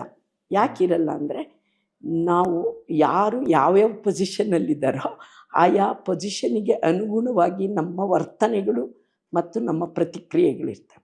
ಸೊ ಇದು ಭಾಳ ಅರ್ಥ ಮಾಡ್ಕೊಳ್ಳೋಕ್ಕೆ, ಮನುಷ್ಯರನ್ನ ಅರ್ಥ ಮಾಡ್ಕೊಳ್ಳೋಕ್ಕೆ, ನನ್ನನ್ನೇ ನಾನು ಅರ್ಥ ಮಾಡ್ಕೊಳ್ಳೋಕ್ಕೆ ಭಾಳ ಮುಖ್ಯವಾಗಿ ಸ್ತ್ರೀವಾದಿ ಓದು ನನಗೆ ತುಂಬ ನೆರವಾಗಿದೆ. ಆ ಕಾದಂಬರಿ ಕಟ್ಟುವಾಗಂತೂ ತುಂಬ ನೆರವಾಗಿದೆ. ಈಗ ಆ್ಯಕ್ಚುಲಿ ಪುರುಷರು ಕಟ್ಟುವಾಗ, ಎಸ್ಪೆಷಲಿ ಮಹಿಳೆಯರ ಪಾತ್ರಗಳನ್ನು ಪುರುಷರು ಸೃಷ್ಟಿಸುವಾಗ ಒಂದು ಹಂತದೊಳಗೆ ಪುರುಷರು ಒಂದು ಉದಾತ್ತೀಕರಿಸುವ ಕೆಲಸ ಮಾಡ್ತಾರೆ. ಇಲ್ಲೇ ಎರಡೇ ಪುರುಷರು ಚಿತ್ರಿಸುವ ಪಾತ್ರಗಳಲ್ಲಿ ಎರಡು ಬಗೆ ಇದೆ. ಅದೊಂಥರದ ಬೈನರಿ. ಒಂದು ಉದಾತ್ತೀಕರಿಸುವುದು, ಇನ್ನೊಂದು ಕಿಳೀಕರಿಸುವುದು ಅಥವಾ ಕೃಷ್ಟೀಕರಣ ಮಾಡೋದು. ಈ ಎರಡರ ಮಧ್ಯದ ಒಂದು ದಾರಿ ಇದೆಯಲ್ಲ, ಅಥವಾ ಎರಡನ್ನು ಒಳಗೊಂಡ ಒಂದು ಕಟ್ಟುವ ಕ್ರಮ ಇದೆಯಲ್ಲ, ಒಂದು ನೈಜವಾದ ಒಂದು ಯಾವುದೇ ಒಂದು ಬೈನರಿನಲ್ಲಿ ಸ್ಪ್ಲಿಟ್ ಮಾಡದೆ ಕಟ್ಟುವ ಕ್ರಮ ಇದೆಯಲ್ಲ, ಅದನ್ನ ದ್ವಿತ್ವ ಮಾಡ್ತದೆ. ಸೊ ಅಂಥದ್ದೊಂದು ಪ್ರಯತ್ನ ಅದು ತಾನಾಗಿ ಆಗಿದ್ದ, ಏನು ಕಾನ್ಷಿಯಸ್ ಆದ ಎಫರ್ಟ್ ಅದು? ಅದೇ ನಾನು ಹೇಳಿದ್ನಲ್ಲ, ಒಂದು ಪಾತ್ರವನ್ನು ನಾನು ಇದ್ದಕ್ಕಿದ್ದಂಗೆ ಕಟ್ಟಿಲ್ಲ, ಅದು ಮಂಥನ ಮಾಡಿದ್ದೀನಿ. ಮತ್ತು ಅವುಗಳನ್ನು ನೋಡಿದ್ದೀನಿ, ನಾನು ವ್ಯಕ್ತಿಗಳನ್ನು ನೋಡಿದ್ದೀನಿ. ನಾನು ಆ ವ್ಯಕ್ತಿಗಳು ಜೀವಂತವಾಗಿದ್ದಾರೆ ಅದರಲ್ಲಿರೋರು. ಸೊ ಆ ವ್ಯಕ್ತಿಗಳ ನಡವಳಿಕೆ ಮತ್ತು ಆ ವ್ಯಕ್ತಿಗಳು ನಡೆಸುವಂಥ ಜೀವನ ವಿಧಾನ, ಇವುಗಳನ್ನು ನಾನು ಸ್ವತಃ ನೋಡಿದ್ದೀನಿ ಮತ್ತು ಅವುಗಳ ಜೊತೆ ನಾನು ಸಂವಾದ ನಡೆಸಿದ್ದೀನಿ. ಆ ಕಾರಣಕ್ಕೆ ನಾನು ಅದೇ ಹೇಳಿದ್ನಲ್ಲ, ಸ್ತ್ರೀವಾದಿ ಓದಿದೆಯಲ್ಲ, ಈ ಗಂಡು ಮಕ್ಕಳು ಕಟ್ಟುವ ತುಚ್ಛೀಕರಣದ ಅಥವಾ ಒಂದು ಉದಾತ್ತ, ಅಲ್ಲಿಲ್ಲ. ಹೆಣ್ಣು ದೇವತೆನೂ ಅಲ್ಲ, ಅವಳು ದೆವ್ವನೂ ಅಲ್ಲ, ಅವಳು ಎಲ್ಲೋ ಇನ್ ಬಿಟ್ವೀನ್ ಒಂದು ವ್ಯಕ್ತಿಯಾಗಿ ಹ್ಯೂಮನ್ ಆಗಿದ್ದಾಳೆ. ಆ ಹ್ಯೂಮನ್ ಆಗಿ ನೋಡುವ ಇದನ್ನೇ ಸ್ತ್ರೀವಾದ ಕಲಿಸುತ್ತೆ. ಆ್ಯಕ್ಚುಲಿ ಸ್ತ್ರೀವಾದಕ್ಕೆ ತುಂಬ ಮಿಥ್ಯೆಗಳನ್ನು ಏರಿದ್ದಾರೆ. ಅದು ಸ್ತ್ರೀಯರಿಗಾಗಿ ಇರೋದಂತಲ್ಲ, ಇದು ನಿಜವಾಗ್ಲೂ ಮಾನವೀಯತೆಯನ್ನು ರೂಪಿಸಲಿಕ್ಕೆ ಸ್ತ್ರೀವಾದ ಪ್ರತಿ ಹೆಣ್ಣು ಮತ್ತು ಗಂಡುಗಳು ಇಬ್ಬರಿಗೂ ಬೇಕಾಗಿರೋದು. ಹಾಗಾಗಿನೇ ಯಾರೇ ಗಂಡು ಒಬ್ಬ ವ್ಯಕ್ತಿ ನಿಜವಾಗ್ಲೂ ಮನುಷ್ಯರನ್ನ ಒಂದು ಕ್ರಿಯೇಟಿವಿಟಿ ಒಳಗಡೆ ತರಬೇಕು ಅಂದರೆ ಅವ್ರಿಗೆಲ್ಲರಿಗೂ ಸ್ತ್ರೀವಾದಿ ಓದಿದ್ರೆ ಈ ಥರ ಬೈನರೀಸ್ನ ಗಂಡ್ಮಕ್ಳು ಕೂಡ ತಮ್ಮಿಂದ ತಾವು ಡಿಕನ್ಸ್ಟ್ರಕ್ಟ್ ಮಾಡ್ಕೊಳ್ಳೋಕ್ಕಾಗತ್ತೆ ಅಂತ ನಾನು ಭಾವಿಸ್ತೀನಿ. ಆ ಥರದ್ದು ಬಹುಶಿಸ್ತೀಯ ಓದುಗಳು ಬೇಕು. ಒಂದು ನಾನು ಜಾನಪದದ ಕ್ಷೇತ್ರ ಕಾರ್ಯಗಳು ಮಾಡುವಾಗ ನಾನು ನೋಡಿದ್ದೀನಿ, ಆ ಹೆಣ್ಮಕ್ಳುಗಳ ಜೊತೆ ಒಡನಾಡಿದ್ದೀನಿ. ಫೀಲ್ಡ್ ವರ್ಕ್ ಮಾಡುವಾಗ ನಮ್ಮ ರಿಪೋರ್ಟ್ಸ್ ಮಾಡುವಾಗ ನಾನು ಒಡನಾಡಿದ್ದೀನಿ. ಆ ಹೆಣ್ಣು ಮಕ್ಕಳ ನಾಡಿಮಿಡಿತ ಅರ್ಥ ಮಾಡ್ಕೊಳ್ಳೋಕ್ಕೆ ನನಗೆ, ಆಮೇಲೆ ನಮ್ಮ ಕುಂಚಿಕರೂರೇ ಹೆಣ್ಮಕ್ಳ ನಾಡಿಮಿಡಿತ ಅರ್ಥ ಮಾಡ್ಕೊಳ್ಳೋಕ್ಕೆ ನನಗೆ ತುಂಬ ಕಾರಣ ಆಗಿರೋದು ಈ ಥರದ ಒಂದು ಓದು ನನಗೆ. ಮತ್ತು ಅಧಿಕಾರ ನಿರಚನೆ ಮಾಡ್ಕೊಳ್ಳೋಕ್ಕೂ ಕೂಡ ಸ್ತ್ರೀವಾದ ತುಂಬ ಸಹಾಯ ಮಾಡಿದೆ ನನಗೆ. ಅದು ಒಂದು ಪವರ್ ಅಲ್ಲ, ಅದು ಆ ಪವರ್ ಒಳಗಡೆ ಪವರ್ ಇರೋದು ನಮ್ಮನ್ನು ನಾವು ಬಹುಜನರ ಜೊತೆ ಸೇರಕ್ಕಿರೋದು, ಅದು ನನ್ನನ್ನು ನಾನು ಕೇಂದ್ರೀಕರಿಸ್ಕೊಳ್ಳೋಕ್ಕಲ್ಲ. ಸೊ ಹಾಗಾಗಿ ಪವರ್ ಅನ್ನೋದ್ರ ನಮ್ಗೆ ಅರ್ಥ ಆದರೆ ಅದು ಸ್ತ್ರೀವಾದಿ ಓದು ನಂಗೆ ಅರ್ಥ ಮಾಡಿಸಿದೆ. ಪವರ್ ಅಂತಿರೋದು ಎಲ್ಲರನ್ನೂ ಒಳಗೊಳ್ಳೋಕ್ಕೆ, ನನ್ನನ್ನು ನಾನು ಕಾಣಿಸ್ಕೊಳ್ಳೋಕ್ಕಲ್ಲ. ಸೊ ಇದು ಇದೆಯಲ್ಲ, ಇದು ದ್ವಿತ್ವದಲ್ಲಿ ಭಾಳ ಪರಿಣಾಮಕಾರಿಯಾಗಿ ರೂಪುಗೊಂಡಿದೆ ಬಿಕಾಸ್ ಆಫ್ ಓರಿಯೆಂಟೇಷನ್ ಅಂತ ನಾನು ಅಂದ್ಕೊಂಡೆ. ಈಗ ಆ್ಯಕ್ಚುಲಿ ಜಾನಪದದಲ್ಲಿ ಕೂಡ ನಾವು ಹಳೆಯ ಜಾನಪದ ಹಾಡುಗಳ ಸಂಕಲನಗಳನ್ನು ನೋಡಿದರೆ ನವೋದಯದ ಲೇಖಕರು ಸಂಗ್ರಹಿಸಿದ ಆರಂಭದ ಕಾಲದ ಯಾವುದನ್ನ ಕನ್ನಡ ಜಾನಪದದ ಅಧ್ಯಯನದ ಆರಂಭದ ದಿನಗಳು ಅಂತ ಇತ್ತಲ್ಲ, ಆ ದಿನಗಳಲ್ಲಿ ಸಂಗ್ರಹಿಸಿದ ಎಲ್ಲ ಪಠ್ಯಗಳು, ಟೆಕ್ಸ್ಟ್ಗಳು, ಅವು ಪುರುಷ ಕೇಂದ್ರಿತ ಆಲೋಚನಾ ಕ್ರಮವನ್ನು ಮಹಿಳೆಯ ಬಾಯಿಂದ ಆಡಿಸಿದ ಹಾಡುಗಳವು ಅಂತಾನೆ ಅನ್ನಿಸ್ತದೆ. ಅಲ್ಲಿ ಸ್ತ್ರೀವಾದಿ ಓರಿಯೆಂಟೇಷನ್ ಅನ್ನೋದು ಇರಲೇ ಇಲ್ಲ. ಮಹಿಳೆಯರು ಅದನ್ನು ಹಾಡಿದರೂ ಕೂಡ ಪುರುಷಾಡಳಿತ, ಪುರುಷ ಯಾಜಮಾನ್ಯ ತುಂಬ ಡಾಮಿನೆಂಟ್ ಆಗಿ ತನಗೆ ಬೇಕಾದ ಹಾಗೆ ಅದನ್ನು ರೂಪಿಸಿರೋದನ್ನು ಕಾಣಿಸ್ತದೆ. ಬಟ್ ಇದು ಫೋಕ್ನಲ್ಲಿನೇ ಒಂದು ಯಜಮಾನ್ಯವನ್ನು, ಪುರುಷ ಯಜಮಾನ್ಯವನ್ನು ಎಸ್ಟಾಬ್ಲಿಷ್ ಮಾಡಿದ ಒಂದು ಪುರುಷ ಕೇಂದ್ರ ಆಲೋಚನಾ ಕ್ರಮದಿಂದ ಬಿಡಿಸಿಕೊಳ್ಳುವುದು ಅಷ್ಟು ಸಹಜವಾದ ಮತ್ತು ಸರಳವಾದ ದಾರಿ ಏನಲ್ಲ ಅದು ಆ್ಯಕ್ಚುಲಿ. ನಾನು ಆ್ಯಕ್ಚುಲಿ ಜನಪದ ಕಾವ್ಯ ಸಮೀಕ್ಷೆ ಅಂತ ನನಗೊಂದು ರಿಸರ್ಚ್ ಅಸೋಸಿಯೇಟ್ ಆಗಿದ್ದಾಗ ನನ್ನದು ಒಂದು ಪ್ರಾಜೆಕ್ಟ್ ಅದು. ಆಗ ನಾನು ಕಾವ್ಯಗಳನ್ನು ಓದೋಕ್ಕೆ ಶುರು ಮಾಡಿದ್ದು. ಜನಪದ ಕಾವ್ಯಗಳು ಆಲ್ಮೋಸ್ಟ್ ಅಲ್ಲಿಗೆ ಬಂದ ಎಷ್ಟೆಷ್ಟು ಎಡಿಟ್ ಆಗಿತ್ತೋ ಅಷ್ಟನ್ನು ನಾನು ಓದಿದ್ದೀನಿ. ಯಾವುದು 1997ರವರೆಗೆ ಬಂದ ಆಲ್ಮೋಸ್ಟ್ ಕಾವ್ಯ. ಅದು ಉತ್ಕೃಷ್ಟ ಅವಸ್ಥೆ ಮುಗಿದಿತ್ತು ಕಲೆಕ್ಷನ್ದು ಆ ಕಾಲಕ್ಕೆ. ನವೋದಯ ಪಿರಿಯಡಲ್ಲಿ ಕಾವ್ಯ ಸಂಗ್ರಹ ಮಾಡಿದ್ರು ಏನಿದ್ರಲ್ಲ, ಅವರು ಕೇಂದ್ರೀಕರಿಸಿದ್ದು ಮುಖ್ಯವಾಗಿ ಗರತಿಯನ್ನು ಕೇಂದ್ರೀಕರಿಸಿ ಹಾಡುಗಳನ್ನು ಸಂಗ್ರಹ ಮಾಡಿದ್ದಾರೆ. ಅದಾದ್ಮೇಲೆ ನವ್ಯೋತ್ತರ ಕಾಲ ಈ ಗರತಿ ಅನ್ನೋ ಕಾನ್ಸೆಪ್ಟ್ ಕೂಡ ಪುರುಷ ಆಲೋಚನಾ ಕ್ರಮದ ರೆಪ್ರೆಸೆಂಟೇಷನ್ ಯಾವ್ದು ಆ್ಯಕ್ಚುಲಿ ಏನಾಗುತ್ತೆ ಗೊತ್ತಾ, ಈಗ ಗರತಿ ಹಾಡುಗಳನ್ನು ಸಂಗ್ರಹ ಮಾಡುವಾಗ ಹೆಣ್ಣು ಮಕ್ಕಳು ಹಾಡಿದ್ದನ್ನು ಸೆನ್ಸಾರ್ ಮಾಡೋದಿದೆಯಲ್ಲ, ಆ ಸೆನ್ಸಾರಿಂಗ್ ನಡೆದಿದೆ. ಅವರು ಹಾಡಿದ ಎಲ್ಲ ತ್ರಿಪದಿಗಳನ್ನು ಗರತಿ ಹಾಡಲ್ಲಿ ಬಂದಿಲ್ಲ. ಗರತಿ ಹಾಡನ್ನು ಎಡಿಟ್ ಮಾಡುವಾಗಲೇ ಯಾವ ಇವ್ರಿಗೆ ಬೇಕೋ ಅವನ್ನ ಹಾಕಿದ್ದಾರೆ ನೋಡಿ. ಒಂದು ಇದಿದೆ, ಏನು, ಅಟ್ಯಾಗ 6 ಎಮ್ಮೆ ಕೊಟ್ಟಿಯಾಗ 3 ಎಮ್ಮೆ ಕೊಟ್ಟಾರ ಕೊಡೋರ ನನಗೊಂದು ಹಡೆದ ಉಪ್ಪ ಹುಟ್ಟಿಲ್ಲೇನೋ ನನ್ನ ಮನೆಯಾಗ. ಸೊ ಇದನ್ನು ಆರಂಭದ ಕಾಲದಲ್ಲಿ ಸೇರಿಸಲಿಲ್ಲ ಈ ತ್ರಿಪದಿನ. ಯಾಕೆ ಅಂತಂದರೆ ಹಕ್ಕಾಗಿ ಪ್ರತಿಪಾದಿಸುವ, ಹೆಣ್ಣು ಒಂದು ಹಕ್ಕಾಗಿ ಪ್ರತಿಪಾದಿಸುವ ನಿಲುವುಗಳನ್ನು ಆ ಕಾಲದ ಜನರಿಗೆ ಇಲ್ಲ. ನೀವು ಹಾಗೆ ಭಾಗೀರಥಿ, ನೀವು ಕೆರೆಯ ಹಾಡುಗಳು, ಕೆರೆಗೆ ಹಾಡುಗಳಿಗೆ 16 ವರ್ಷನ್ಸ್ ಇದೆ. ಹಿಡಿದಿಟ್ಟಿದ್ದು ಯಾವುದು? ಭಾಗೀರಥಿ ಕೆರೆಗೆ ಹಾರದ ಕತೆ ಮಾತ್ರ. ಯಾಕೆ ಅಂದರೆ ಆಗ ಮಾಸ್ತಿನೂ ಬರೆದ್ರು, ಅದನ್ನೇ ವಿಷಯ ಇಟ್ಕೊಂಡು ಮಾಸ್ತಿ ಬರೆದ್ರು, ಅದೊಂದು ಉನ್ನತೀಕರಿಸಿದ್ರು. ಯಾಕೆ ಅಂದರೆ ಹಾರ ಆಗೋದೇ ಅತ್ಯಂತ ಅಮೂಲ್ಯವಾದ, ಹೆಣ್ಣು ಒಂದು ಸ್ಯಾಕ್ರಿಫೈಸ್ ಮಾಡೋದು ಒಂದು ತ್ಯಾಗದ ಸಂಕೇತ ಅನ್ನೋ ಥರ. ಆದರೆ ಅನಂತರ ಸಂಗ್ರಹ ಇರೋ ಕಥೆಗಳಲ್ಲಿ ಪ್ರತಿಭಟನೆಗಳು ಇದೆ. ಅವ್ರ ತವ್ರ ಮನೇಲಿ ಹೋಗಿ ನನ್ನನ್ನು ಒರಿಜಿನಲ್ ಪಠ್ಯದಲ್ಲಿ ಇತ್ತು, ಎಡಿಟ್ ಆಗಿತ್ತು, ಸಂಗ್ರಹ ಮಾಡಿರಲಿಲ್ಲ. ಅವ್ರಿಗೆ ಬೇಕಾದನ್ನು ಸಂಗ್ರಹ ಮಾಡಿದ್ರು. ಹಾಡುಗಾರರನ್ನೇ ಹಾಡುವ ಇಂಥ ಕಾವ್ಯಗಳನ್ನು ಹೆಚ್ಚಾಗಿ ಸಂಗ್ರಹಿಸಿರಲಿಲ್ಲ. ಅನಂತರದಲ್ಲಿ ಬಂದ್ರಲ್ಲ, ಬಂಡಾಯ ಚಳುವಳಿಯ ಹಿನ್ನೆಲೆಯ ಅನೇಕ ಸಂಪಾದನಾಕಾರರು ಬಂದ್ರಲ್ಲ, ಅವರು ಸಂಪಾದಿಸಿರುವ ಪಠ್ಯಗಳಲ್ಲಿ ಇವೆಲ್ಲ ಇವೆ. ಯಾಕೆ ಇದಾಗತ್ತೆ ನೋಡಿ, ಅದಕ್ಕೇನೆ ಓರಿಯೆಂಟೇಷನ್ ಆಯಾ ಕಾಲದ ಯುಗಧರ್ಮ ಒಂದು ಕೆಲಸ ಮಾಡ್ತಾನೇ ಇರುತ್ತೆ. ಜಾನಪದ ಸಂಗ್ರಹಗಳಲ್ಲೂ ಅದು ಕೆಲಸ ಮಾಡಿದೆ, ಕಾವ್ಯದಲ್ಲೂ ಕೆಲಸ ಮಾಡಿದೆ, ಕಾದಂಬರಿಗಳಲ್ಲೂ ಕೆಲಸ ಮಾಡಿದೆ. ಹಾಗಾಗಿ ಅಲ್ಲಿನೂ ಕೆಲಸ ಮಾಡಿದೆ. ಅದು ಜನಪದ, ನೀವು ನೋಡಿದರೆ ಜನಪದ ರಾಮಾಯಣ, ಮಹಾಭಾರತ ಅಲ್ಲಿಂದ ಅನಂತರದಲ್ಲಿ ಎಡಿಟ್ ಆಗಿರೋದವೆಲ್ಲ. ಮತ್ತು ಮಲೆಮಹದೇಶ್ವರ ಅನಂತರದ ಈಗ ಎಷ್ಟು ವರ್ಷನ್ ಇದೆ? 4-5 ವರ್ಷನ್ ಇದೆ ಮಲೆಮಹದೇಶ್ವರ. ಅಂದರೆ ಭಿನ್ನ ಭಿನ್ನ ಟೆಕ್ಸ್ಟ್ಗಳಿವೆ. ಅಂದರೆ ಭಿನ್ನ ಹಾಡುಗಾರರ ಭಿನ್ನ ಟೆಕ್ಸ್ಟ್ಗಳು ಒಳಗಡೆ ಓದಿದಾಗ ಗೊತ್ತಾಗತ್ತೆ. ಅವು ಬರೀ ಪುರುಷ ಪ್ರಾಧಾನ್ಯವನ್ನು ಮಾತಾಡ್ತಿಲ್ಲ, ಗಂಡು ಮಕ್ಕಳು ಹೇರ್ತಾರೆ, ಪಾತಿವ್ರತ್ಯವನ್ನು ಹೇರಿ. ನಮ್ಮ ಮಲೆಮಹದೇಶ್ವರನ ಕಾವ್ಯದಲ್ಲಿದೆ, ಮಂಟೇಸ್ವಾಮಿ ಕಾವ್ಯದಿಲ್ಲ. ನಮ್ಮ ಎಲ್ಲ ಜನಪದ ಇರೋ ಏನು ಹಾಲುಮತ ಕಾವ್ಯ, ಜುಂಜಪ್ಪನ ಕಾವ್ಯ, ಮೈಲಾರನ ಕಾವ್ಯ, ಎಲ್ಲ ಕಡೆ ನೋಡಿ ಮಲೆಮಹದೇಶ್ವರದಲ್ಲಿ ಈ ಭೂಮಿಯ ಮೊದಲ ಜನ್ಯ ಹೆಣ್ಣು ಅಂತ ಬರುತ್ತೆ, ಬೇರೆ ಎಲ್ಲದರಲ್ಲೂ ಗಂಡು ಅಂತ ಬರುತ್ತೆ. ಸೊ ನೋಡಿ, ಇದನ್ನು ಪರ್ಪಸ್ಲಿ ಮಾಡಿದಾರಂತಲ್ಲ ನಾನು ಹೇಳೋದು.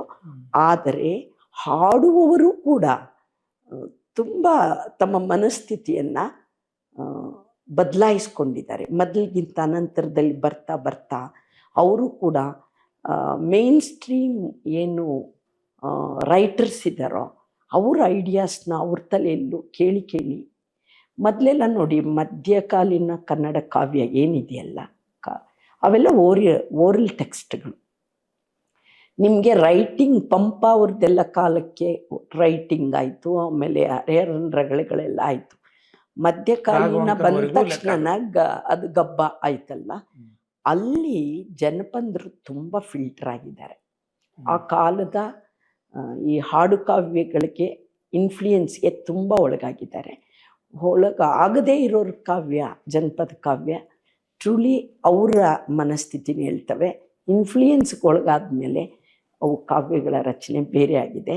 ನಾವು ಅದನ್ನು ಬಹಳ ಸ್ಪೆಸಿಫಿಕ್ಕಾಗಿ ಎರಡನ್ನೂ ಪಕ್ಕ ಇಟ್ಕೊಂಡ್ರೆ ನಿಮಗೆ ನೋಡೋಕ್ಕೆ ಸಾಧ್ಯ ಸಿಕ್ಕತ್ತೆ, ಇವತ್ತಿಗೂ ಸಿಕ್ಕತ್ತೆ. ಅಂದರೆ ನೀವು ಹೇಳ್ತಾ ಇರೋದೇನು ಅಂತಂದರೆ, ಈ ಸ್ತ್ರೀ ಆಲೋಚನಾ ಕ್ರಮ ಇದೆಯಲ್ಲ, ಸ್ತ್ರೀ ಸಂವೇದನೆ ಅಂತ ಯಾವನ್ನ ಕರಿತೀವಿ ನಾವು, ಆ ಸ್ತ್ರೀ ಸಂವೇದನೆ ಅನ್ನೋದು ಕೂಡ ಜನಪದದ ಒಳಗಡೆ ಪುರುಷ ಕೇಂದ್ರಿತ ಡಾಮಿನೆನ್ಸ್ ಅನ್ನ, ಪುರುಷ ಕೇಂದ್ರಿತ ಆಲೋಚನಾ ಕ್ರಮದ ಯಾಜಮಾನ್ಯವನ್ನ ಪ್ರಶ್ನಿಸ್ತಾ ಹುಟ್ಟಿದದು, ಎವಾಲ್ವ್ ಆದದ್ದು ಅದಕ್ಕೆ ಇದೆ. ಆ ಥರದ ಕಾವ್ಯಗಳಿದೆ. ಹೆಣ್ಮಕ್ಳಾಡಿರೋ ಕಾವ್ಯಗಳಲ್ಲಿ ಅವ್ರಿಗೆ ಪ್ರತಿರೋಧ ತೋರಿಸುವ ಕಾವ್ಯ ಯಾಕೆ ಉಟ್ಕೊಳ್ಳುತ್ತೆ?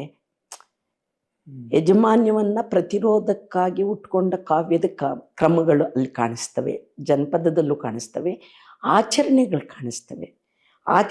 ಕಾಣಿಸ್ತವೆ. ಈಗ ಕುಂತಿ ಪೂಜೆ, ನಮ್ಮ ಕಡೆ ಬೆತ್ತಲೆ ಸೇವೆ ಅಂದರೆ ಆ ಬೆತ್ತಲೆ ಸೇವೆ ಅಲ್ಲ ನಾನು ಹೇಳೋದು, ದೇವದಾಸಿಯರ ಬೆತ್ತಲೆ ಸೇವೆ. ಇಲ್ಲಿ ಒಂದು ಬೆತ್ತಲೆ ಸೇವೆ ಅಂತ ನಮ್ಮೂರ ಕಡೆ ಹೊಸದ್ಯಾವರಂತ ಮಾಡ್ತಾರೆ.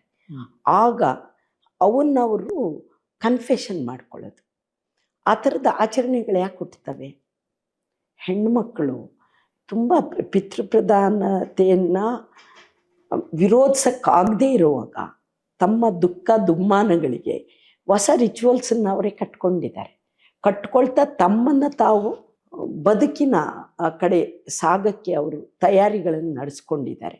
ಹಂಗನ್ಬಿಟ್ಟು ಅವರು ಪಿತೃಪ್ರಧಾನತೆಯನ್ನು ನಿರಂತರವಾಗಿ ಒಪ್ಕೊಂಡಿದ್ರು ಅಂತ ಯಾವ ಕಾವ್ಯದಲ್ಲೂ ನಮಗೆ ಕಾಣಿಸಲ್ಲ. ನಿಮಗೆ ಹಂಗೆ ನೋಡಿದರೆ ಗ್ರಾಮ್ಯ ದೇವತೆಗಳ ಪುರಾಣಗಳಿಗೆ ಹೋದರೆ ಅವರು ಎಲ್ಲನೂ ಪಿತೃಪ್ರಧಾನತೆಯನ್ನು ವಿರೋಧಿಸಿನೇ ಆ ಕಾವ್ಯ ಗ್ರಾಮ ದೇವತೆಗಳ ಕಥೆಗಳಿರೋದು. ಎಲ್ಲ ಗ್ರಾಮ ದೇವತೆದು ಅವರು ಮದುವೆ ಆಗಲ್ಲ, ಅವರು ದಿಟ್ಟವಾಗಿರ್ತಾರೆ, ಮುಖ ಕೊಡ್ತಾರೆ. ನೋಡಿ, ಈಗ ಮಲೆಮಹದೇಶ್ವರ ಕಾವ್ಯದಲ್ಲಿ ದೇವಿ ಅವಳು ಮುಖ ಕೊಡೋ ದೇವಿನ ಭಸ್ಮ ಮಾಡಿ ಲಕ್ಷ್ಮೀ, ಸರಸ್ವತಿ ಮತ್ತು ಪಾರ್ವತಿನ ಮಾಡ್ತಾರೆ.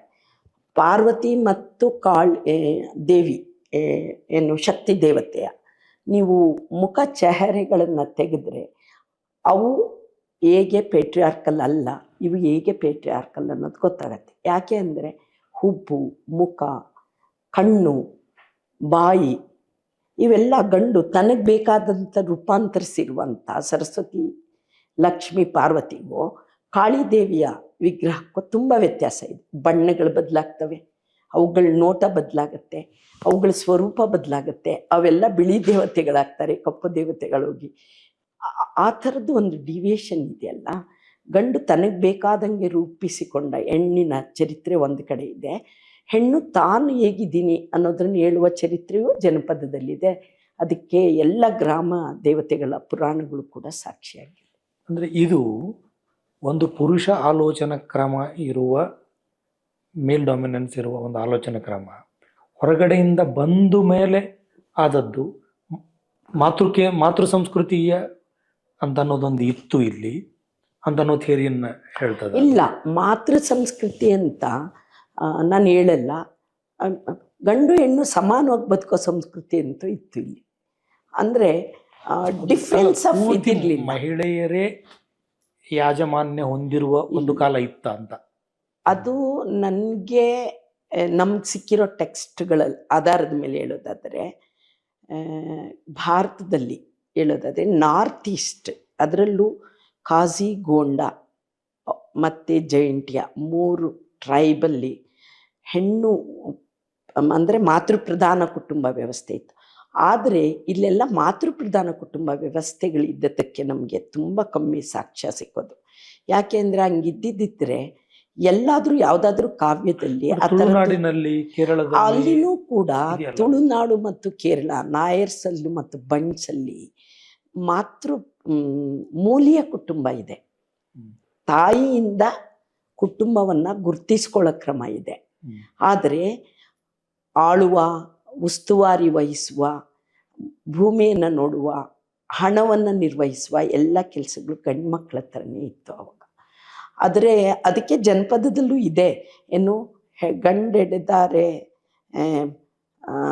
ಬೇರೆ ಮನೆಯ ಇದಾಗ್ತಾನೆ, ಅದಕ್ಕೆ ನನಗೆ ಹೆಣ್ಣು ಕೊಡು ನಮ್ಮನೆಯಲ್ಲೇ ಉಳಿಯೋಕ್ಕೆ ಅಂತ ಹೇಳುವ ತ್ರಿಪದಿಗಳು ಇದೆ. ಮತ್ತು ಗಂಡು 10 ಗಂಡೆಡೆದಾರು ದಟ್ಟಿ ಉಡುವ ದ್ರೌಪದಿಯ ಕೊಟ್ಟು ಬಂಜಂಬ ಶಬ್ದವ ಹಳಿದಾನಂತ. ಅಂದರೆ 2 ಮಕ್ಕಳು ಬೇಕು ಈ ಭೂಮಿಗೆ ಅನ್ನುವಂಥ ಒಂದು ನೋಟ ಜನಪದದಲ್ಲಿ ಇದೆ. ಆದರೆ ಅದು ಮಾತೃ ಪ್ರಧಾನ ಅಂತ ಹೇಳಲ್ಲ ನಾನು.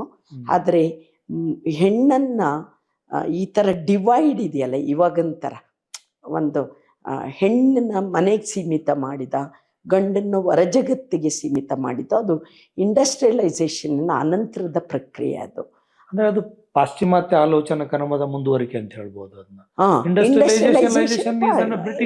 ಬ್ರಿಟಿಷ್ ಎಸ್ ಆನಂತರದ್ದೇ ಹೆಚ್ಚು.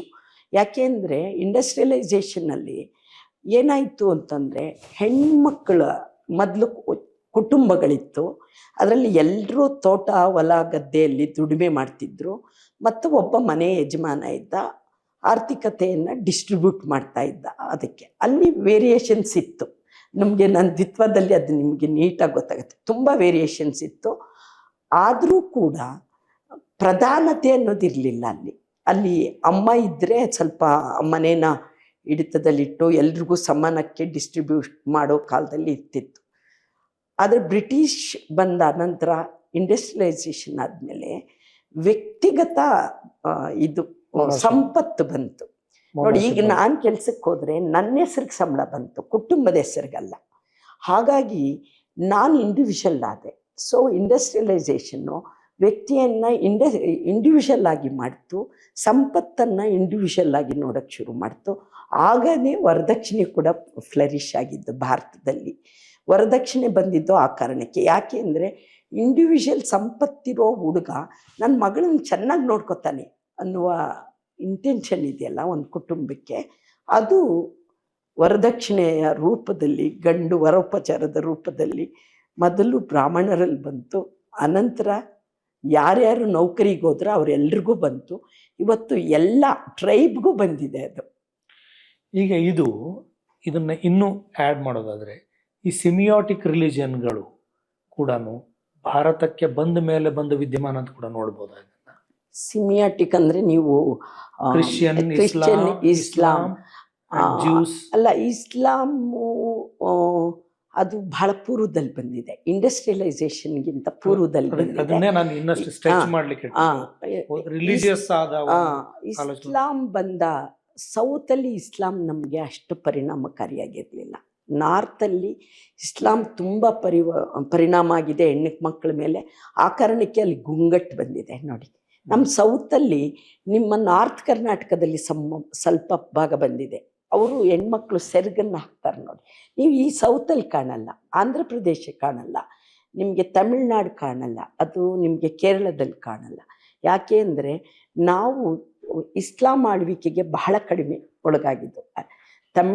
ಹೈದರಾಬಾದ್ ಒಳಗಾಯಿತು. ಆಳ್ವಿಕೆ ಇಲ್ಲದೆ ಇದ್ರು ಕೂಡ ಬರೀ ಆಳ್ವಿಕೆಯ ಮಾತ್ರ ಮೂಲಕ ವಿಚಾರಗಳು ಬರಲ್ಲ, ಓವರ್ ಆಲ್ ಆಗಿ ಒಂದು ಆಲೋಚನಾ ಕ್ರಮವಾಗಿನೇ ಬರ್ತವೆ. ಇಲ್ಲ, ಇಸ್ಲಾಮದು ಅಷ್ಟು ಬರಲಿಲ್ಲ. ಯಾಕೆ ಅಂದರೆ ಅಲ್ಲಿ ಸೂಫಿಗಳ, ನಮ್ಮ ಸಂತರು ಇದ್ರಲ್ಲ ಸೂಫಿಗಳು, ಇಸ್ಲಾಂ ಸೂಫಿಗಳು, ಅವರು ಬ್ಲೆಂಡ್ ಮಾಡಕ್ಕೆ ನೋಡಿದ್ರು ಇದ್ರ ಜೊತೆ. ಆದರೆ ಕ್ರಿಶ್ಚಾನಿಟಿ ಬಂದಾಗ ಇಂಡಸ್ಟ್ರಿಯಲೈಸೇಷನ್ ಜೊತೆ ಬಂತದ್ದು. ಅಲ್ಲಿ ವೈಯಕ್ತಿಕ ಸಂಪತ್ತಿರಲಿಲ್ಲ ಇಸ್ಲಾಂ ಜೊತೆ ಬಂದಾಗ. ಅವು ಕೂಡು ಕುಟುಂಬನೇ ಇತ್ತು. ಅಲ್ಲ, ಆಕ್ಚುಲಿ ಇಸ್ಲಾಂ ಭಾರತೀಯ ಸಮಾಜದಲ್ಲಿ ತುಂಬಾ ವ್ಯತ್ಯಾಸ ಏನು ಮಾಡಲಿಲ್ಲ. ಇರುವ ವ್ಯವಸ್ಥೆಯನ್ನೇ ಮುಂದುವರಿಲಿಕ್ಕೆ ಬಿಟ್ಟು ಬರೀ ಅಡ್ಮಿನಿಸ್ಟ್ರೇಟಿವ್ ಹೆಡ್ಗಳು ಮಾತ್ರ ಆಗಿ ಉಳ್ಕೊಂಡ್ರು. ಒಂದು ರಿಲಿಜಿಯಸ್ ಆದ ಒಂದು ಆಲೋಚನೆ ಕನ್ವರ್ಟ್ ಆದ್ರು. ಎಷ್ಟೊಂದು ಜನ ಈಗ ಮೊಘಲರ ಕಾಲದಲ್ಲಿ ಕಮ್ಮಿ ಆಗಿರ್ಬೋದು, ಆದರೆ ಔರಂಗಜೇಬನ ಕಾಲದಲ್ಲಿ ತುಂಬ ಜನ ಕನ್ವರ್ಟ್ ಆದರು. ಬಿಕಾಸ್ ಜೇಜಿಯಾ ಪದ್ಧತಿ, ಅವ್ರಿಗೆ ಯಾರಿಗೆ ಹಣ ಕೊಡೋಕ್ಕಾಗಲಿಲ್ವೋ, ಟ್ಯಾಕ್ಸ್ ಕಟ್ಟೋಕ್ಕಾಗಲಿಲ್ವೋ ಅವರೆಲ್ಲ ಆದರು. ಅವ್ರು ಯಾರಾದರು ಅಂದರೆ ಎಲ್ಲ ತಳಜಾತಿಗಳೇ ಆಗಿತ್ತು. ನೀವು ಹೆಚ್ಚು ನೀವು ನೋಡಿ ವಚನ ಚಳುವಳಿಯಲ್ಲಿ ನೋಡಿ, ಯಾರು ಎಲ್ಲ ಬಸವಣ್ಣನ conversions. ಜೊತೆ ಹೋಗಿದ್ದು ಎಲ್ಲ ತಳಜಾತಿಗಳೇ ಹೋಗಿದ್ದು. ನೀವು ಯಾಕೆ ಅಂದರೆ ತಳಜಾತಿಗಳಿಗೆ ಒಂದು ಫ್ಲೆಕ್ಸಿಬಿಲಿಟಿ ಇದೆ. ಅವರು ಎಲ್ಲ ದೇವ್ರುಗಳ್ನು ತಮ್ಮವರಾಗಿ ಮಾಡ್ಕೊಂಡ್ಬಿಡ್ತಾರೆ.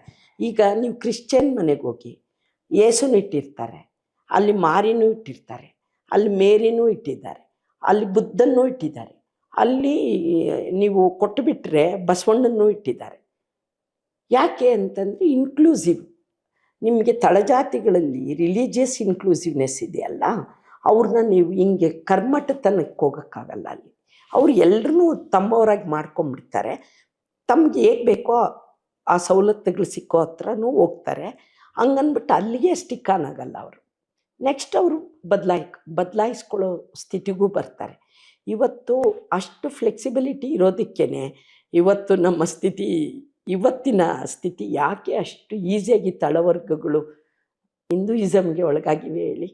ಈ ಫ್ಲೆಕ್ಸಿಬಿಲಿಟಿ ಆ ಕಾರಣಕ್ಕೇ ಈ ಫ್ಲೆಕ್ಸಿಬಿಲಿಟಿನ ನಾವು ಅರ್ಥ ಮಾಡ್ಕೊಳ್ದೇ ಇದ್ದರೆ ಭಾರತದ ನಿರಂತರ ಇದರಲ್ಲಿ ನಮಗೆ ಏನು ಸರಿಯಾಗಿ ಜನರ ನಾಡಿ ಮಿಡಿತ ಅರ್ಥ ಆಗಲ್ಲ.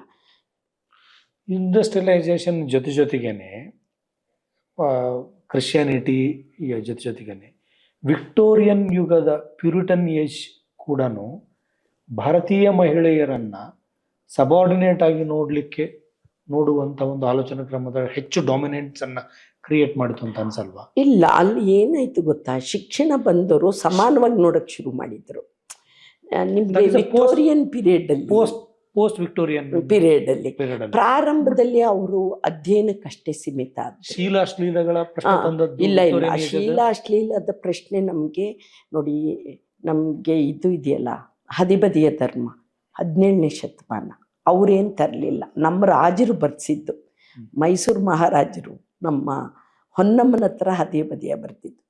ಅದಕ್ಕಿಂತ ಪೂರ್ವದಲ್ಲಿ ನೀವು ಮನುನೇ ಬರ್ತಿದ್ದಾನಲ್ವಾ.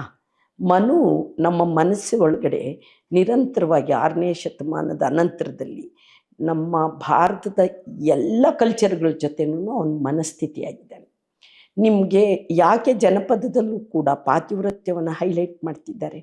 ಬಿಕಾಸ್ ಆಫ್ ಮನು ಯಾವುದನ್ನು ಹೇಳ್ತಿದ್ದಾನೆ ಅದು ನಮ್ಮ ಜನಪದ ಟೆಕ್ಸ್ಟ್ಗಳಲ್ಲಿ ಇವತ್ತು ಕಾಣಿಸುತ್ತೆ. ನೀವು ಮನುಸ್ಮೃತಿನ ಪಕ್ಕ ಇಟ್ಕೊಂಡು ಈ ಕಾವ್ಯ ಮನು ಇರುವ ಕಾಲದಲ್ಲಿನೇ ಮನು ಬರೆಯುತ್ತಿದ್ದ, ಮನು ಅಂತ ಒಬ್ಬ ವ್ಯಕ್ತಿ ಅಲ್ಲ, ಆಕ್ಚುಲಿ ಹಲವರ ಕ್ರೋಢೀಕರಣ ಟೆಕ್ಸ್ಟ್ ಅದು. ಅಲ್ಲಿ ಕಪಿಲ ಥರದವರು ಕೂಡ ವೈಬ್ರೆಂಟ್ ಆಗಿ ಯೋಚನೆ ಮಾಡುವ ಚಾರ್ವಾಕ ಥರದ ಆಲೋಚನೆ ಕ್ರಮ ಇರೋದು. ಅವ್ರದ್ದು ಬಹಳ ಸಣ್ಣ ಸ್ಟ್ರೀಮ್ ಇತ್ತು, ಅವ್ರ ಪರಿಣಾಮಗಳು ಬಹಳ ಕಡಿಮೆ ಇದ್ವು. ಇವತ್ತು ಇದೆ ಅಲ್ವಾ ಸ್ಟ್ರೀಮ್ಸು, ಈಗ ರೈಟು ಲೆಫ್ಟು ಅದ್ರ ಮಧ್ಯಂತರ ಇವತ್ತಿಗೂ ಇದೆ.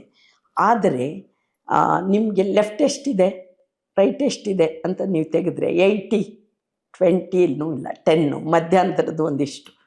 ಇದು ನಿರಂತರವಾಗಿದೆ ಭಾರತದ. ನೀವು ನಾನಂತೂ ಬೇರೆ ಬೇರೆ ಟೆಕ್ಸ್ಟ್ ನೋಡ್ಕೊಂಬರೋವಾಗ ಎಲ್ಲ ಕಾಲದಲ್ಲೂ ಇದಿದೆ ನೋಡಿ. ಪಂಪನು ಟೆಕ್ಸ್ಟ್ ಬರೀತಾನೆ ಜೈನದ್ದು, ಧರ್ಮಾಮೃತನೂ ಬರುತ್ತೆ ಅಲ್ವಾ. ಸೊ ಅವೆರಡು ಟೆಕ್ಸ್ಟ್ ಇಟ್ಕೊಂಡು ನೋಡಿ. ಅದೇ ಕಾಲದಲ್ಲಿ ನಾಗಚಂದ್ರ ಬರೀತಾನೆ, ಅವನು ರಾವಣನ್ನ ಹೀರೋ ಮಾಡ್ತಾನೆ.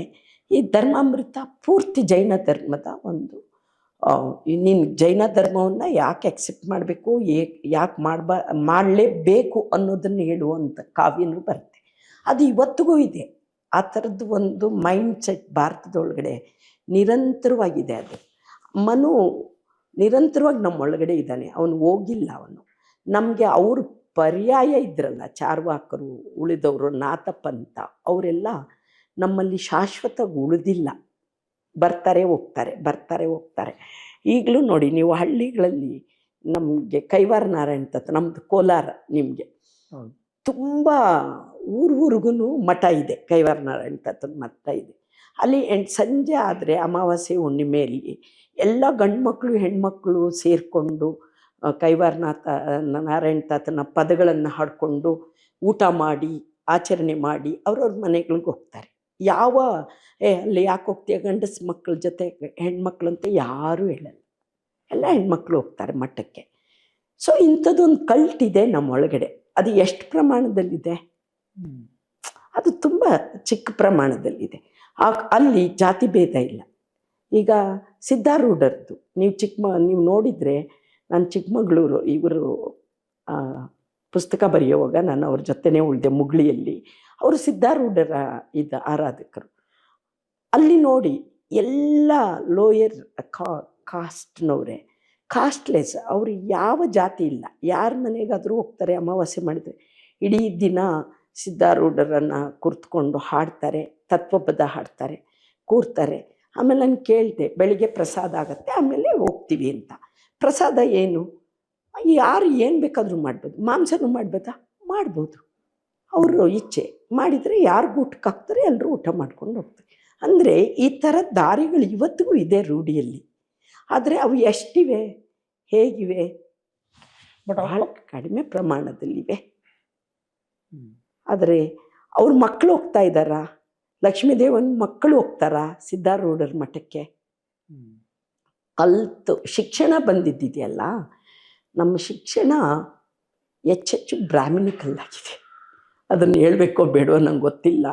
ನಮಗೆ ಕಲಿಸಿದ ಶಿಕ್ಷಣ ನೋಡಿ, ನಾನು ಸಣ್ಣ ವಯಸ್ಸಲ್ಲಿ 5ನೇ ಕ್ಲಾಸಲ್ಲಿ ಇದನ್ನೇ ಈ ಪ್ರಶ್ನೆನೇ ಇದು ಮಾಡೋದಾದರೆ, ಇದನ್ನು ಆ್ಯಕ್ಚುಲಿ ಮೆಕಾಲೆ ಹೀಗೆ ಆಟ್ರಿಬ್ಯೂಟ್ ಮಾಡ್ತಾ ಇದ್ದಾರಲ್ಲ, ಅದನ್ನ ಹೆಂಗೆ ನೋಡ್ತೀರಿ?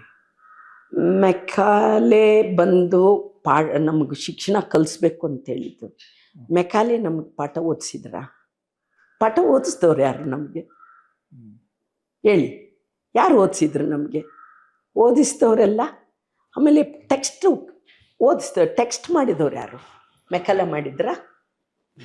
ಟೆಕ್ಸ್ಟ್ ಯಾರು ಮಾಡಿದರು? ಇಲ್ಲಿದ್ದ ಮೇಷ್ಟ್ರೇ ಮಾಡಿದರು, ಇಲ್ಲಿದ್ದ ಪಂಡಿತರೇ ಟೆಕ್ಸ್ಟ್ ಮಾಡಿದರು, ಅವರೇ ಪಾಠ ಮಾಡಿದರು. ಯಾವ ಟೆಕ್ಸ್ಟ್ ಸೆಲೆಕ್ಟ್ ಮಾಡ್ಕೊಂಡು ನೋಡಿ. ನಿಮಗೆ ನಾನೊಂದು ಉದಾಹರಣೆ ಹೇಳಬೇಕು. ಗೋವಿನ ಹಾಡು ನಿಮಗೆ ಮಲ್ಟಿಪಲ್ ಟೆಕ್ಸ್ಟ್ ಇದೆ. ಆದರೆ ನಮಗೆಲ್ಲ ಪರಿಚಿತ ಗೋವಿನ ಹಾಡು ಯಾವುದು ಅಲ್ವಾ? ಹುಲಿ ಸಾಯೋದಲ್ವಾ? ಯಾವ ಉಳಿದ ಟೆಕ್ಸ್ಟಲ್ಲಿ ಹುಲಿ ಸಾಯಿಲ್ಲ ಗೊತ್ತಾ ನಿಮಗೆ? ಯಾಕೆ? ಇದು ವಿಷ್ಣು ಭಟ್ಟ ಬರೆದಿರೋದು ಗೋವಿನ ಹಾಡು. ಅದು ಜನಪದ ಅಂತ ಓದಿಸ್ತೀವಿ ನಾವು. ವಿಷ್ಣು ಭಟ್ಟ ಬರೆದಿರೋದು ನೋಡಿ. ಈಗ ಕಾಡಿಗೆ ಯಾರು ಹೋಗಿದ್ದು? ಹಸು ಹೋಗಿದ್ದು. ಅದು ಅಲ್ವಾ ತನ್ನ ಇದನ್ನ ಕ್ರಾಸ್ ಮಾಡಿದ್ದು, ಬೌಂಡ್ರಿನ, ಟೆರಿಟರಿನ ಕ್ರಾಸ್ ಮಾಡಿದ್ದು ಯಾರು? ಹಸು ಟೆರಿಟರಿನ ಕ್ರಾಸ್ ಮಾಡಿದ್ದು. ಹುಲಿದು ಸಹಜ ಬದುಕು, ಏನು ಸಿಕ್ಕುತ್ತಾ ಅದು ತಿನ್ನುತ್ತೆ. ಅದು ಹಸಿವಾದಾಗ ಮಾತ್ರ ಹಸು ಸಿಕ್ಕಿದ್ರು ತಿನ್ನುತ್ತೆ, ಜಿಂಕೆ ಸಿಕ್ಕಿದ್ರು ತಿನ್ನುತ್ತೆ, ಯಾವುದಾದ್ರೂ ಸಿಕ್ಕತ್ತೆ. ಆದರೆ ಮಾಡಿದ್ದೆ ಆ ಪ್ರತಿಬಿಂಬ ಅಲ್ವಾ? ಹುಲಿ ಯಾವ ಹುಲಿ? ಅವನು ಚಂಡವ್ಯಾಘ್ರ, ದುಷ್ಟವ್ಯಾಘ್ರ. ಇದೇನು? ಹಸು. ಆದರೆ ನಮ್ಮ ಬೇರೆ ಯಾವ ಹೆಣ್ಮಕ್ಳು ಕಟ್ಟಿರೋ ಟೆಕ್ಸ್ಟಲ್ಲೂ ಹುಲಿ ಚಂಡವ್ಯಾಘ್ರ ಆಗಲ್ಲ. ಯಾಕಾಗಲ್ಲ? ಅಲ್ಲಿ ಹಸುನೇ ಸಾಧ್ತಿದೆ ಒಂದು ಟೆಕ್ಸ್ಟಲ್ಲಿ. ಆಶ್ಚರ್ಯ ಪಡಬೇಕು. ಇನ್ನೊಂದು ಟೆಕ್ಸ್ಟಲ್ಲಿ ಹುಲಿ ಹಸುನ ತಿನ್ಬಿಟ್ಟಿರುತ್ತೆ. ಆ ಹುಲಿ ಮಗು ಮತ್ತು ಹಸು ಮಗು ಫ್ರೆಂಡ್ಸು. ಅವರಮ್ಮನ್ನ ಅದು ಹುಡ್ಕೊಂಡೋಗುತ್ತೆ, ಇವರಮ್ಮನ್ನ ಇದು ಹುಡ್ಕೊಂಬರುತ್ತೆ. ಹಾಲು ಕುಡಿಯೋಕ್ಕೆ ಹೋಗುತ್ತೆ. ಹಸುಗೆ ಅಮ್ಮ ಸಿಕ್ಕಲ್ಲ, ಹುಲಿ ತಿನ್ಬಿಟ್ಟು. ಹುಲಿ ಮರಿ ಹುಲಿ ತಾಯಿನ ಸಾಯಿಸುತ್ತೆ ಒಂದು ಹಾಡಲ್ಲಿ. ಇಂಥ ವೈರುಧ್ಯದ ಇಂಥ ಟೆಕ್ಸ್ಟ್ ನಮಗೆ ಪಾಠ ಮಾಡಿಲ್ಲ ಯಾರನ್ನು. ಆ ಟೆಕ್ಸ್ಟ್ನ ಹೆಕ್ಕಿ ಟೆಕ್ಸ್ಟಾಗಿ ಓದಿಸಿಲ್ಲ. ಯಾಕೆ ಓದಿಸಿಲ್ಲ? ಇವತ್ತು ನಮ್ಮ ಮುಖ್ಯ ಪ್ರಶ್ನೆಗಳಾಗಬೇಕಾಗಿರೋದು, ಯಾವ ಟೆಕ್ಸ್ಟ್ನ ನಮ್ಗೆ ಓದಿಸಿದ್ರು, ಯಾಕೆ ಅದನ್ನೇ ಓದಿಸಿದ್ರು? ಇದು ನಮ್ಮ ಚರ್ಚೆಗಳಾಗಬೇಕಾಗತ್ತೆ ಅನಿಸುತ್ತೆ ಟೆಕ್ಸ್ಟ್ ಮಾಡುವಾಗ. ಅಂದರೆ ಒಂದು ಆಲೋಚನಾ ಕ್ರಮ ಆ ಟೆಕ್ಸ್ಟ್ನ ರೂಪ ಪಡೆಯುವಲ್ಲಿನೇ ಆಕಾರ ಪಡಿತಾ, ಆಯ್ಕೆ ಮಾಡ್ಕೊಳ್ಳೋವಾಗಲೇ ಆಗ್ಬಿಟ್ಟಿರುತ್ತೆ. ಯಾವುದನ್ನ ಆಯ್ಕೆ ಮಾಡ್ಕೋಬೇಕು, ಯಾವುದನ್ನ ಆಯ್ಕೆ ಮಾಡ್ಕೋಬಾರ್ದು. ನೋಡು, ಉತ್ತರಾದೇವಿ ಟೆಕ್ಸ್ಟ್ PUCಗಾಗಿದೆ. ಅಲ್ಲಿ ಯಾವ ಟೆಕ್ಸ್ಟ್ ಬಂದಿದೆ? ಅವಳು ನೀರ ಹೊಳೆಯಾಗಿ ಹರಿದೋಗಿ. ಆದರೆ ನನ್ನ ತಾಯಿ ಆಡೋ ಟೆಕ್ಸ್ಟಲ್ಲಿ ಏನಿದೆ? ಸಂಗಾತಿ ಬಾರೆ ಸಂಗಾತಿ ಸೋತರಿಲ್ ಅಂಗೈಯಲ್ಲಿಡೆ ಅನ್ನು, ಅಂಗೈಯಲ್ಲಿ ಇಟ್ಟು ಜಂಬು ನೇರಳೆ ಉಣಿಸೇನು ಸಂಗಾತಿ ನಿನ್ನ ರೂಪ ಬರೆಸೇನ. ಅದು ಯಾಕೆ ಟೆಕ್ಸ್ಟ್ ಆಗಲ್ಲ? ಆಯ್ಕೆ ಮಾಡುವ ಇದಾರಲ್ಲ, ಆಯ್ಕೆಗಾರರು ಇದ್ದಾರ, ಅವ್ರಿಗೊಂದು ಓರಿಯೆಂಟೇಷನ್ನು ನಿಮಗೆ ಆಗಬೇಕಾಗತ್ತೆ. ಅವ್ರಿಗಾಗಿರೋದು ಹೈಲಿ ಪೇಟ್ರಿಯಾರ್ಕಲ್ ಓರಿಯೆಂಟೇಷನಲ್ಲಿರುವ ಮೇಷ್ಟ್ರೊಬ್ಬರು ಟೆಕ್ಸ್ಟ್ ಸೆಲೆಕ್ಟ್ ಮಾಡಿದರೆ ಆ ಉತ್ತರಾದೇವಿನ ಸೆಲೆಕ್ಟ್ ಮಾಡ್ತಾರೆ. ನಾನೊಬ್ಬಳು ಟೆಕ್ಸ್ಟ್ ಸೆಲೆಕ್ಟ್ ಮಾಡೋಕ್ಕೆ ಹೋದರೆ ಈ ಟೆಕ್ಸ್ಟನ್ನು ಸೆಲೆಕ್ಟ್ ಮಾಡ್ತೀನಿ ನಾನು. ಯಾಕೆ ಅಂದರೆ ನಮ್ಮಿಬ್ಬರ ಓರಿಯೆಂಟೇಷನ್ ಭಿನ್ನವಾಗಿರೋದ್ರಿಂದ. ಹಾಗಾಗಿ ಟೆಕ್ಸ್ಟ್ ಬುಕ್ಗಳು ಮಾಡೋರು ಯಾರು, ಬೋಧಿಸೋರು ಯಾರು, ಹೇಗೆ ಬೋಧಿಸ್ತಾರೆ, ಇದೇ ಟೆಕ್ಸ್ಟ್ ಬುಕ್ಕನ್ನು ಯಾಕೆ ಇದೇ ಟೆಕ್ಸ್ಟ್ ಉತ್ತರಾದೇವಿನ ಹಾಗೆ ಯಾಕೆ ಬೋಧಿಸ್ಬೇಕು, ಭಿನ್ನವಾಗೂ ಬೋಧಿಸ್ಬೋದು. ಟೆಕ್ಸ್ಟ್ ಏನೇ ಆಗಿರ್ಬೋದು, ಓರಿಯೆಂಟೇಷನ್ ಭಿನ್ನವಾಗಿದ್ದರೆ ನಿಮಗೆ ಟೆಕ್ಸ್ಟ್ ಬೋಧಿಸೋದ್ರಲ್ಲಿನೂ ಭಿನ್ನವಾಗಿರುತ್ತೆ. ಆ ಕಾರಣಕ್ಕಾಗಿ ಅಂದ್ರೆ ಈ ಓರಿಯೆಂಟೇಷನ್ ಮಾಡುವುದು ಒಂದು ಪ್ರಾಸೆಸ್ ಅಲ್ವಾ ಆಕ್ಚುಲಿ? ಹೌದು, ಅದು ಆಗಬೇಕಾಗಿದೆ. ಆ್ಯಕ್ಚುಲಿ ಶಿಕ್ಷಣದಲ್ಲೇ ಆಗಬೇಕಾಗಿದೆ. ನಾವು ಇದನ್ನೇ ಹೈಯರ್ ಎಜುಕೇಷನ್ ಕೌನ್ಸಿಲ್ಗೂ ಹೇಳೋದು. ನೀವು ಓರಿಯೆಂಟೇಷನ್ ಆಗದೇ ಇದ್ದರೆ ನಾವು ಎಷ್ಟು ವರ್ಷಗಳಿಗೆ ಹೋದರೂ ನಮ್ಮ ಹೆಣ್ಮಕ್ಳ ಬದುಕು ಹಿಂಗೆ ಇರುತ್ತೆ, ಗಂಡು ಮಕ್ಕಳ ಬದುಕು ಹಿಂಗೆ ಇರುತ್ತೆ. ಸೊ ಒಂದು ಸಮಾನತೆಯನ್ನು ತರೋಕ್ಕೆ ಸಾಧ್ಯ ಆಗಲ್ಲ. ಈ ಟೆಕ್ಸ್ಟನ್ನ ಪಾಠ ಮಾಡೋರ್ಗೂ ಓರಿಯೆಂಟೇಷನ್ ಆಗಬೇಕು, ಟೆಕ್ಸ್ಟ್ ಸೆಲೆಕ್ಟ್ ಮಾಡೋರ್ಗೂ ಓರಿಯೆಂಟೇಷನ್ ಆಗಬೇಕು. ಆವಾಗ ನಮ್ಮೊಳಗಡೆ ಇರುವ ಭಿನ್ನತೆಗಳನ್ನು ಅಳಿಸ್ಕೊಳ್ಳೋಕ್ಕೆ ನಮಗೆ ಸಾಧ್ಯ ಆಗುತ್ತೆ. ಈಗ ನೀವು ಓರಿಯೆಂಟೇಷನ್ ಪ್ರಶ್ನೆ ಹೇಳಿದ್ರೆ ಟೆಕ್ಸ್ಟ್ ಇದು ಮಾಡೋದು ಬಂದಾಗ ಅಲ್ಲಿ ಬರೆಯುವ ಸಂದರ್ಭದೊಳಗೆ ಬಂದ ಪುರುಷ ಅಂದರೆ ಏನು, ಯಾವುದನ್ನು ಸ್ತ್ರೀವಾದಿ ಸಂವೇದನೆ, ಸ್ತ್ರೀ ಸಂವೇದನೆ ಅಂತ ಹೇಳ್ತೀವಲ್ಲ, ಅದು ಪಶ್ಚಿಮದಿಂದ ಆಮದಾದದ್ದು ಅಂತನ್ನುವ ಒಂದು ಆಲೋಚನೆ ಇದೆ. ಬಟ್ ಸ್ತ್ರೀ ಸಂವೇದನೆ ಅನ್ನೋದು ಪಶ್ಚಿಮ ಪ್ರಣೀತವಾದು ಇಲ್ಲ. ಯಾಕೆ ನೋಡಿ, ಆ ಸಂವೇದನೆ ಇದೆಯಲ್ಲ, ಅದು ನಮಗೆ ವಚನ ಚಳುವಳಿಯಲ್ಲಿ ಕಾಣಿಸ್ಕೊಳ್ಳುತ್ತೆ. ಗೊಗ್ಗೊವ್ವೆ ಅಂತ ಒಬ್ಬ ಹೆಣ್ಮಗಳಿದ್ದಾಳೆ. ಅವಳು ಬರೆದಿರೋದು ಎರಡೇ ಪದ್ಯ ಅವಳು ಬರೆದಿರೋದು ಅವಳು ಹೇಳ್ತಾಳೆ, ಹೆಣ್ಣು ಮೋಹಿಸಿ ಗಂಡು ಮೋಹಿಸಿ ಎಣ್ಣ ಹಿಡಿದರೆ ಆತನ ಒಡವೆ ಎಂಬರು. ಗಂಡು ಮೋಹಿಸಿ ಎಣ್ಣ ಹಿಡಿದರೆ ಆತನ ಒಡವೆ ಎಂಬರು, ಹೆಣ್ಣು ಮೋಹಿಸಿ ಗಂಡ ಹಿಡಿದರೆ ಉತ್ತರವಾವುದಂದರಿಯಬೇಕು. ಈ ಉಭಯವ ಅಳಿದಡೆ ನಾಸ್ತಿನಾಥನು ಸಂಪೂರ್ಣನಹನು. ನೋಡಿ, this is a gender, merely ಜೆಂಡರ್ನ ಸರಿಯಾಗಿ ಐಡೆಂಟಿಫೈ ಮಾಡಿದ ಗೊಗ್ಗವ್ವೆ ಒಬ್ಬ ದೇವದಾಸಿ. ಯಾಕೆ ದೇವದಾಸಿಗೆ ಮಾತ್ರ ಅದು ಸಾಧ್ಯ ಆಗುತ್ತೆ ನೋಡಿ. ದೇವದಾಸಿ ಸಿಸ್ಟಮ್, ನನ್ನ ಆಲೋಚನೆ ದೇವದಾಸಿ ಸಿಸ್ಟಮ್ ಬಗ್ಗೆ ಭಿನ್ನ ಇದೆ, ಅದು ಬರಿತೀನಿ, ಆಮೇಲೆ ನೀವು ಬಂದು ತುಂಬ ಮಾತಾಡ್ಬೋದು. ಈಗ ನಮ್ಮ ಬರವಣಿಗೆಯಲ್ಲಿರೋದ್ರಿಂದ ಅದನ್ನು ತುಂಬ ಮಾತಾಡಲ್ಲ, ಮತ್ತು ಅದು ಇನ್ನೇನೇನೋ ಡಿಸ್ಕೋರ್ಸಸ್ನ ಮಾಡ್ಬೋದು ಅನ್ನೋ ಕಾರಣಕ್ಕೆ. ಅಲ್ಲಿ ಪೂರ್ಣತ್ವದ ಕಡೆಗೆ ನಾವು ಹೋಗ್ಬೇಕಾದರೆ ಈ ಉಭಯ ಎರಡಾಗಿ ನೋಡೋ ಕ್ರಮ ಇದೆಯಲ್ಲ, ಅದು ಅಳಿಬೇಕು ಅಂತ ಹೇಳ್ತಾಳೆ. ನಾವು ಇದೇ ಅಲ್ವಾ ಲಿಂಗತ್ವ ಅಂತ ಹೇಳ್ತಿರೋದು. ನಾವು ಭಿನ್ನವಾಗಿ ನೋಡಬೇಡಿ, ಆಪೋಸಿಟ್ಟಾಗಿ ಇಡಬೇಡಿ. ನಮ್ಮಿಬ್ಬರನ್ನ ಆಪೋಸಿಟ್ಟಾಗಿಟ್ಟು ವಿರೋಧಿಗಳಂತ ನೋಡಬೇಡಿ. ಸೊ ಈ ವಿರೋಧದ ನಡವಳಿಕೆಯನ್ನು ಮೀರಿಕೊಳ್ಳೋದ ಮೂಲಕನೇ ವ್ಯಕ್ತಿ ಒಬ್ಬ ಸಂಪೂರ್ಣ ವ್ಯಕ್ತಿತ್ವವನ್ನು ಪಡ್ಕೊಳ್ಳೋಕ್ಕೆ ಸಾಧ್ಯ ಅಂತ ಗೊಗ್ಗೊವ್ವೆ ಹೇಳ್ತಾಳೆ. ಅವಳು ಹೇಳ್ತಾಳೆ, ಜ್ಞಾನಕ್ಕೆ ಹೆಣ್ಣು ಗಂಡೆಂಬುದಿಲ್ಲ ಅಂತ ಹೇಳ್ತಾಳೆ. ಬೇರೆಯವ್ರು ಹೇಳಲ್ಲ, ಜ್ಞಾನಕ್ಕೆ ಹೆಣ್ಣು ಗಂಡೆಂಬುದಿಲ್ಲ. ಜ್ಞಾನ ನ್ಯೂಟ್ರಲ್, ಅದನ್ನು ಪಡ್ಕೊಳ್ಬೇಕಾದ್ರೆ ನ್ಯೂಟ್ರಲ್ ಆದ ರೀತಿಯಲ್ಲಿ ನಾವು ಸಂವಹನ ನಡೆಸಬೇಕು, ಬೋಧನೆ ಮಾಡಬೇಕು, ಆ ಥರದ ರೈಟಿಂಗ್ಸು ಬರಬೇಕು. ಆದರೆ ಪುರುಷ ದೇಹ ಅಂತ ಒಂದಿದೆ, ಸ್ತ್ರೀ ದೇಹ ಅಂತ ಒಂದಿದೆ. ಅವು ಎರಡರ ಅನುಭವಗಳ ಲೋಕ ಬೇರೆ ಬೇರೆ ಇದಾವಲ್ವ? ಖಂಡಿತ ಇಲ್ಲ, ಭಿನ್ನವಾಗಿ ಮಾಡಿಡಲಾಗಿದೆ ನಮ್ಮ ಓರಿಯೆಂಟೇಷನ್ ಒಳಗಡೆ. ನೋಡಿ, ಈಗ ಮಕ್ಕಳನ್ನು ನಾವು ಬೆಳೆಸ್ತಿರ್ತೀವಿ ಮನೆಯಲ್ಲಿ, ನಾವೆಲ್ಲರೂ ಬೆಳೆಸಿದ್ದೀವಿ, ನೀವು ಬೆಳೆಸಿದ್ದೀವಿ, ನಾವು ಬೆಳೆಸ್ತೀವಿ. ಈಗ ನಿಮ್ಮ ಮಗ ಇದ್ದಾನೆ, ನೀವೇನು ಆಟಿಕೆಗಳು ತರ್ತೀರಿ ಮನೆಗೆ? ಏನು ತರ್ತೀರಿ?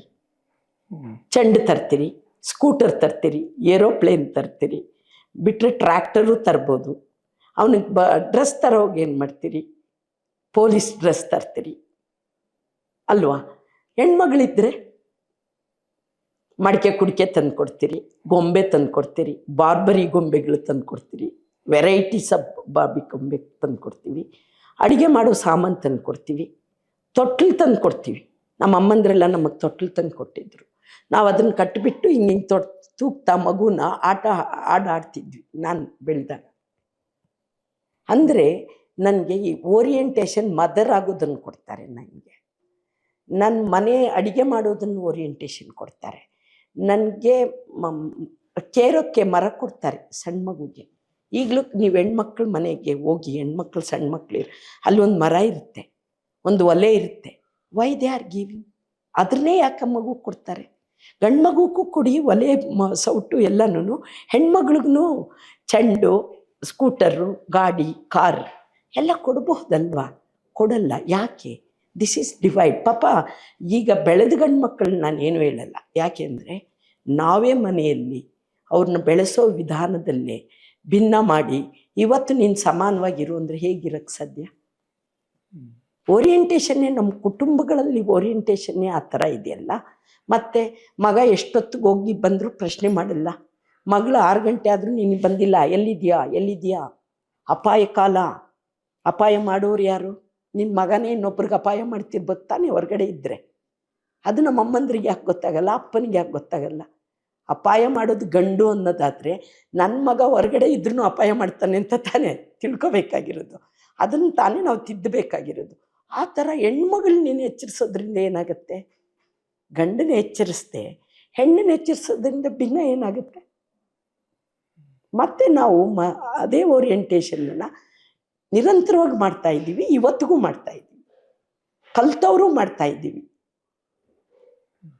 ಅವೇರಿರೋರು ಮಾಡ್ತಾ ಇದ್ದೀವಿ. ಅದಕ್ಕೆ ಪರ್ಯಾಯಗಳಿದೆ ಅಂತ ಆ್ಯಕ್ಚುಲಿ ನೀವು ಹೇಳ್ತಾರೆ. ಇದೆ ಪರ್ಯಾಯಗಳು. ಯಾಕೆ ಅಂದರೆ ಬೆಳೆಸೋವಾಗಲೇ ಶುರುವಾಗಬೇಕು ಕುಟುಂಬ ವ್ಯವಸ್ಥೆ ಒಳಗಡೆ.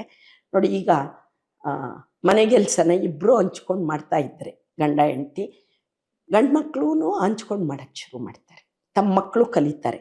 ಅದರಲ್ಲಿ ಡಿಫ್ರೆನ್ಸನ್ನು ಹುಡುಕಲ್ಲ. ಮತ್ತು ಅವ್ರು ಬರೋ ಹೆಂಡತಿ ಜೊತೆ ಅವರು ಕೂಡ್ಕೊಂಡು ಕೆಲಸ ಮಾಡ್ತಾರೆ. ಅವ್ರಿಗೆ ಅಂಥದ್ದೊಂದು ಓರಿಯೆಂಟೇಷನ್ನೇ ಇಲ್ಲ. ಅಪ್ಪ ಸೋಫಾ ಮೇಲೆ ಕೂತ್ಕೊಂಡು ಟೀ ಕೊಡೆ ಅಂತ ಹೇಳ್ತಾ ಇದ್ದರೆ ಆ ಗಂಡು ಮಗ ಏನು ತಗೋತಾನೆ? ಓ, ಹಿಂಗೆ ಇರಬೇಕು ನಾನು ಅಂತ. ಯಾಕೆ ಅಂದರೆ ಮೆಚುರಿಟಿ ಏಜ್ ಒಳಗಡೆ ಮಕ್ಕಳು ಇಮಿಟೇಷನ್ನಿಂದ ತುಂಬ ಕಲಿತಿರ್ತಾರೆ. ಇಮಿಟೇಷನ್ಗೆ ಯಾವ ಪಾತ್ರ ಸಿಗ್ತಾ ಇದೆ ಅವರಿಗೆ? ರೋಲ್ ಮಾಡೆಲ್ ಅವ್ರಿಗೆ ಅವ್ರ ಫಾದರ್ ಇರ್ತಾರೆ, ಇಲ್ಲ ಮೇಷ್ಟ್ರು ಇರ್ತಾರೆ, ಇಲ್ಲ ಅವ್ರಿಗೆ ಪೊಲಿಟಿಷಿಯನ್ ಇರ್ತಾನೆ, ಇಲ್ಲ ಹೀರೋ ಇರ್ತಾನೆ. ಹೀರೋ ಒಬ್ಬ ಹುಡುಗಿನ ರೇಗಿಸ್ಕೊಂಡು ಹಾಡಾಡ್ತಾ ಇದ್ದರೆ ಅಂಥ ರೋಲ್ ಮಾಡೆಲ್ ನನ್ನ ಮಗನಿಗೆ ಬಂದರೆ ಅವನೇನು ಮಾಡ್ತಾನೆ? ಒಬ್ಬ ಹೆಣ್ಮಗಳು ರೋಡಲ್ಲಿ ಹೋಗ ರೇಗಿಸ್ತಂತಾನೆ. So these are the role models.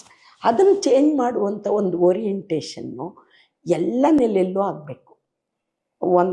ಒಂದು ನೆಲೆಯಲ್ಲಾದರೆ ಆಗಲ್ಲ. ಅದು ಎಲ್ಲ ಸಿನಿಮಾ, ಮಾಧ್ಯಮ, ಯೋಚನೆ, ಮಾತು, ಕತೆ, ಮನೆಯಲ್ಲಿ ಹಂಚುವಿಕೆ, ಇದು ಎಲ್ಲಿವರೆಗೂ ಸಾಧ್ಯ ಆಗಲ್ವೋ ಅಲ್ಲಿವರೆಗೂ ನಾವು ಇಬ್ಬರು ಒಂದತ್ರ.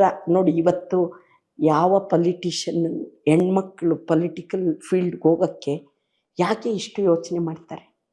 ಸಾಮರ್ಥ್ಯ ಇದೆ, ಅವ್ರು ಕೆಲಸ ಮಾಡಬಲ್ಲರಾಗಿರ್ತಾರೆ, ಅವ್ರಿಗೆ ತುಂಬ ಹೊಸ ಹೊಸ ಕ್ರಿಯೇಟಿವ್ ಐಡಿಯಾಸ್ ಇದೆ. ಆದರೂ ಅಲ್ಲಿಗೆ ಹೋಗೋಕ್ಕೆ ಯಾಕೆ ಯೋಚಿಸ್ತಾರೆ? ಯಾಕೆ ಅಂದರೆ ಅಲ್ಲಿ ಕಟ್ಟಲಾದ ಟ್ಯಾಬ್ಯೂಸ್ ಏನಿದೆ, ನಮ್ಮ ಇತಿಹಾಸದ ಟ್ಯಾಬ್ಯೂಸ್ ಏನಿದೆ, ಆ ಟ್ಯಾಬ್ಯೂಸ್ನ ಇಟ್ಕೊಂಡು ಯಾರು ಅಲ್ಲಿ ಫ್ರೀಯಾಗಿ ಹೋಗಿ ಕೆಲಸ ಮಾಡೋಕ್ಕಾಗತ್ತೆ? ವಿಶ್ವವಿದ್ಯಾಲಯಕ್ಕೆ ಯಾಕೆ ಹೆಣ್ಮಕ್ಳು ಹೋಗಲ್ಲ? ಅಲ್ಲಿ ಈವ್ನಿಂಗ್ ಪಾರ್ಟೀಸ್ ಯಾರ್ದು ನಡೆಯುತ್ತೆ? ಆ ಪಾರ್ಟೀಸಲ್ಲಿ ಹೆಣ್ಮಕ್ಳು ಹೋಗೋಕ್ಕಾಗತ್ತಾ? ಇದು ತುಂಬ ಇದೆ. ಹಂಗಂತ ಹೆಣ್ಮಕ್ಳನ್ನ ನೀವು ಯಾಕೆ ಸಂಜೆ ನಿಮ್ಮ ಇದು IT ಫೀಲ್ಡಲ್ಲಿದೆ. ನನ್ನ ಸ್ಟೂಡೆಂಟ್ ಒಬ್ಳು ಇವತ್ತು IT ಇದ್ರೊಳಗಡೆ ಹೇಗೆ ಕೆಲಸ ಅಂದರೆ ಲಿಂಗತ್ವ ಹೇಗೆ ಕೆಲಸ ಮಾಡುತ್ತೆ ಅಲ್ಲಿ ನೋಡಿ, ಈವ್ನಿಂಗ್ ಪಾರ್ಟೀಸ್ಗೆ ಹೆಣ್ಮಕ್ಳು ಹೋಗಲ್ಲ. ಸೊ ಬಿಕಾಸ್ ಆ ಕಾರಣಕ್ಕೆ ಅವರಿಗೆ ಪ್ರಮೋಷನ್ಸ್ ಆಗಲ್ಲ. ಎಲ್ಲದರಲ್ಲೂ ಈ ಪ್ಯಾಟ್ರನ್ಸ್ ಇದೆ. ಈವ್ನಿಂಗ್ ಪಾರ್ಟೀಸ್ ಯಾಕೆ ಬೇಕು? ಬೇಕಾಗಿಲ್ಲ. ಯಾಕೆ ಮಾಡ್ತಾರೆ? ಬಿಸ್ನೆಸ್ ಪರ್ಪಸ್ ಅಂತಾರೆ. ಓನ್ಲಿ ಬಿಸ್ನೆಸ್ ಪರ್ಪಸ್ ಇಲ್ಲ, ಬೇರೆ ಬೇರೆ ಪರ್ಪಸ್ ಇರುತ್ತೆ. ಸೊ ಇದಕ್ಕೆ ನಮ್ಮ ಹೆಣ್ಮಕ್ಳಿಗೆ ಹೋಗೋಕ್ಕಾಗಲ್ಲ. ಅದಕ್ಕೊಂದು ಸ್ಪೇಸ್ ಬೇಕು ಅವ್ರಿಗೆ. ಆವಾಗ ಅದಕ್ಕೇ ಹೆಣ್ಮಕ್ಳು ಎಲ್ಲ ಫೀಲ್ಡಲ್ಲಿ ಹೆಚ್ಚೆಚ್ಚು ಬರೋಕ್ಕೆ ಶುರುವಾದಾಗ ಆ ಸ್ಪೇಸ್ ಕ್ರಿಯೇಟ್ ಆಗ್ತಾ ಹೋಗುತ್ತೆ. ಅದಕ್ಕೆ ಅವರು ಹೇಳ್ತಾ ಇದ್ರು, ಲಕ್ಷ್ಮೀದೇವಮ್ಮ ಅಂತ, ನಾನು ಎದೆ ಪದ ಅಂತ ಈಗ ಅವ್ರ ಆತ್ಮಕಥೆ ಬರೆದಿದ್ದೀನಿ. ಅವರು ಹೇಳ್ತಾ ಇದ್ರು, ಲೀಲಾದೇವಿ ಆರ್ ಪ್ರಸಾದ್ ಅವರು ಕನ್ನಡ ಆ್ಯಂಡ್ ಕಲ್ಚರ್ ಮಿನಿಸ್ಟ್ರ್ ಆದಾಗ ಒಂದು ವರ್ಕ್ಶಾಪ್ ಮಾಡಿದ್ದಾರೆ ಎಲ್ಲ ಜನಪದ ಕಲಾವಿದರಿಗೆ, ಒಂದು ದೊಡ್ಡ ಫೆಸ್ಟಿವಲ್ಗೆ. ಅದು ಹೇಗಿತ್ತು, ಆನಂತರ ಗಂಡು ಮಕ್ಕಳು ಬಂದ ಮೇಲೆ ಹೇಗಿತ್ತು ಅನ್ನೋ ಡಿಫ್ರೆನ್ಸ್ನ ಅವ್ರು ಭಾಳ ಚೆನ್ನಾಗಿ ಹೇಳಿದ್ದಾರೆ. ಸೊ ಈ ಡಿಫ್ರೆನ್ಸಸ್ ಇರುತ್ತೆ. ನೀವು ಹೆಣ್ಮಕ್ಳು ಮಾಡೋ ಕೆಲಸದಲ್ಲೂ ಗಂಡು ಮಕ್ಕಳು ಮಾಡೋದ್ರಲ್ಲೂ ಆ ಓರಿಯೆಂಟೇಷನ್ ವ್ಯತ್ಯಾಸ ಇದ್ದೇ ಇರುತ್ತೆ. ಅದು ಕಣ್ಣು ಕಾಣುತ್ತೆ, ಆದರೆ ನಾವು ಗಮನಿಸದೇ ಹೋಗ್ತಿರ್ತೀವಿ. ಮೇಡಮ್, ನೀವು ವಿಜಯ ದಬ್ಬೆ ಅವರ ಜೊತೆ ಸೇರಿ ಪುಸ್ತಕ ಪ್ರಕಟಣೆ, ಸಾಹಿತ್ಯದ ಬಗ್ಗೆ, ಆ ಆಕ್ಟಿವಿಟೀಸ್ ಬಗ್ಗೆ ಹೇಳಿ. ಸಮತಾ ಅಧ್ಯಯನ ಕೇಂದ್ರ, ಸಮತಾ ಅಧ್ಯಯನ. ನಾನು ರಿಸರ್ಚ್ ಅಸೋಸಿಯೇಟ್ ಆಗಿ ಹೋಗೋಷ್ಟೊತ್ತಿಗೆ ಅವರೊಂದು ಗೆಳೆಯರ ಬಳಗ ಅಂತ ಮೇಡಮ್ ಎಲ್ಲ ಇಲ್ಲಿ ಬರೋ ರಿಸರ್ಚ್ ಸ್ಕಾಲರ್ಗೆ ಒಂದು ಸ್ತ್ರೀವಾದದ ಓರಿಯೆಂಟೇಷನ್ ಆದರೆ ಒಳ್ಳೇದಾಗತ್ತೆ ಅಂತ ಶುರು ಮಾಡಿದರು. ನಾನು ಹೋಗೋಷ್ಟೊತ್ತಿಗೆ 93 ಶುರುವಾಯಿತು. ನಾನು 93ನೇ ಹೋಗಿದ್ದು, 1 ತಿಂಗಳು 2 ತಿಂಗಳು ಮುಂಚೆ ಶುರುವಾಯಿತು. ಆಮೇಲೆ ನಾವು ಅದನ್ನು ಒಂದು ಸಮತಾ ಅಧ್ಯಯನ ಕೇಂದ್ರ ಮಾಡಬೇಕು, ಅಲ್ಲಿ ರಿಸರ್ಚ್, ಎಕ್ಸ್ಟೆನ್ಷನ್ ಆ್ಯಂಡ್ ಪಬ್ಲಿಕೇಶನ್ ಎಲ್ಲ ಥರದ್ದು ಅಂತ. ಸೊ ಅಲ್ಲಿ ಪರಿಸರದ್ದು ಕೆಲಸಗಳು, ಮತ್ತು ಹೆಣ್ಮಕ್ಕಳ ಚರಿತ್ರೆ ಕಟ್ಟುವ ಕೆಲಸಗಳು, ಮತ್ತು ಹೆಣ್ಮಕ್ಕಳನ್ನು ಗುರುತಿಸುವ ಕೆಲಸ, ಮತ್ತು ಪ್ರೋತ್ಸಾಹ ಮಾಡೋ ಕೆಲಸ, ಎಕ್ಸ್ಟೆನ್ಷನ್, ಮತ್ತು ಯಾರಿಗೆ ಸಾಧ್ಯ ಇಲ್ಲೋ ಅದಕ್ಕೆ ನನಗೆ ಕುಂಚಿಕರವ್ರ ಜೊತೆ ಕೆಲಸ ಮಾಡೋಕ್ಕೆ ಸಾಧ್ಯ ಆಗಿದ್ದು ಮಹಿಳಾ ವಿಶ್ವವಿದ್ಯಾಲಯಕ್ಕೆ. ಅದಕ್ಕೆ ಇಲ್ಲಿಂದ ನಾನು ಬಿಟ್ಟೋದ್ಮೇಲೆ ಆ ಥರದ್ದು ಭಾಳ ವಿಷನರಿಯಾಗಿ ನಾವು ಅದನ್ನು ಸಮತಾ ಅಧ್ಯಯನ ಕೇಂದ್ರ ಕಟ್ಟಿದ್ವಿ. ವಿಜಯ ದಬ್ಬೆ ಅವ್ರದ್ದು ಆಕ್ಸಿಡೆಂಟ್ ಆಗೋಯ್ತಲ್ಲ, ಅನಂತರದಲ್ಲಿ ನಾನು ಮೈಸೂರು ಬಿಟ್ಟೆ. ಆಮೇಲೆ ಕೆಲವರು ಇದ್ದವರು ಅದು ಹಂಗೆ ಇತ್ತು. ಈಗ ಮತ್ತೆ ಕ್ರಿಯೇಟಿವ್ ಆಗಿದೆ ಅದು. ಏನೇನು ಆಕ್ಟಿವಿಟೀಸ್ ಮಾಡ್ತಾ ಇದ್ರು ಈಗ ನಾವು ಅವಾಗ ಮಾಡಿದ್ದು? ಆಗ ನಾವು ಜೆಂಡರ್ ಟ್ರೈನಿಂಗ್ ಪ್ರೋಗ್ರಾಮ್ಸ್ ಮಾಡ್ತಿದ್ವಿ, ಸ್ಕೂಲ್ಸ್ಗೆ ಹೋಗ್ತಾ ಇದ್ವಿ.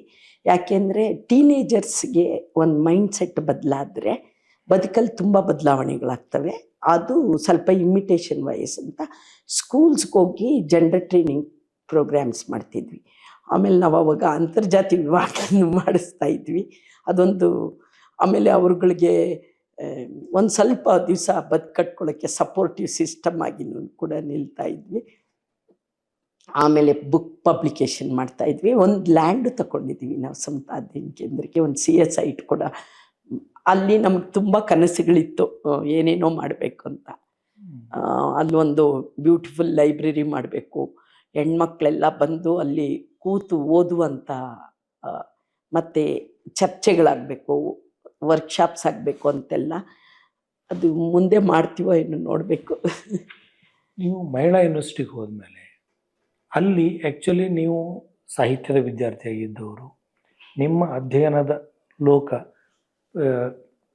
ಬೇರೆ ಕಡೆಗೆ ತೆರ್ಕೋತು, ಅದು ಸ್ತ್ರೀವಾದಿ ಅಧ್ಯಯನ. ಈ ಸಾಹಿತ್ಯದ ಓರಿಯೆಂಟೇಷನ್ ಒಂದಿತ್ತಲ್ಲ ನಿಮಗೆ, ಇದು ಮಹಿಳಾ ಅಧ್ಯಯನದ ಇನ್ನೊಂದು ಲೋಕಕ್ಕೆ ಪ್ರವೇಶ. ಇವೆರಡು ಒಂದಕ್ಕೊಂದು ಪೂರಕವಾಗಿಯೇ ಕೆಲಸ ಮಾಡಿದ್ವಲ್ವ ಅವರು? ಹೌದು, ನನಗೆ ತುಂಬ ಸಹಾಯ ಆಗಿದೆ ಮಹಿಳಾ ಅಧ್ಯಯನ. ಆ ಥರ ನಾನು ಕೇಳ್ತಾರೆ ತುಂಬ ಜನ, ಯಾಕೆ ನಿಮ್ಮನ್ನು ಸಾಹಿತ್ಯ ಲೋಕ ಅಷ್ಟು ಗಂಭೀರವಾಗಿ ಓದಲಿಲ್ಲ, ತಗೊಳ್ಳಿಲ್ಲ ಅಂತ. ಒಂದು, ನಾನು ಮಹಿಳಾ ಅಧ್ಯಯನ ವಿಭಾಗಕ್ಕೆ ಹೋಗಿದ್ದು. ಅದೇನಾಗುತ್ತೆ, ವಿಶ್ವವಿದ್ಯಾಲಯಗಳಲ್ಲಿ ಆಯಾ ಅಧ್ಯಯನ ವಿಭಾಗಗಳಿಗೆ ಕರೆಸ್ತಿರ್ತಾರೆ, ಹೋಗ್ತಿರ್ತಾರೆ, ಅವರು ಎಕ್ಸ್ಚೇಂಜ್ ಆಫ್ ಮಾಡ್ಕೊತಿರ್ತಾರೆ.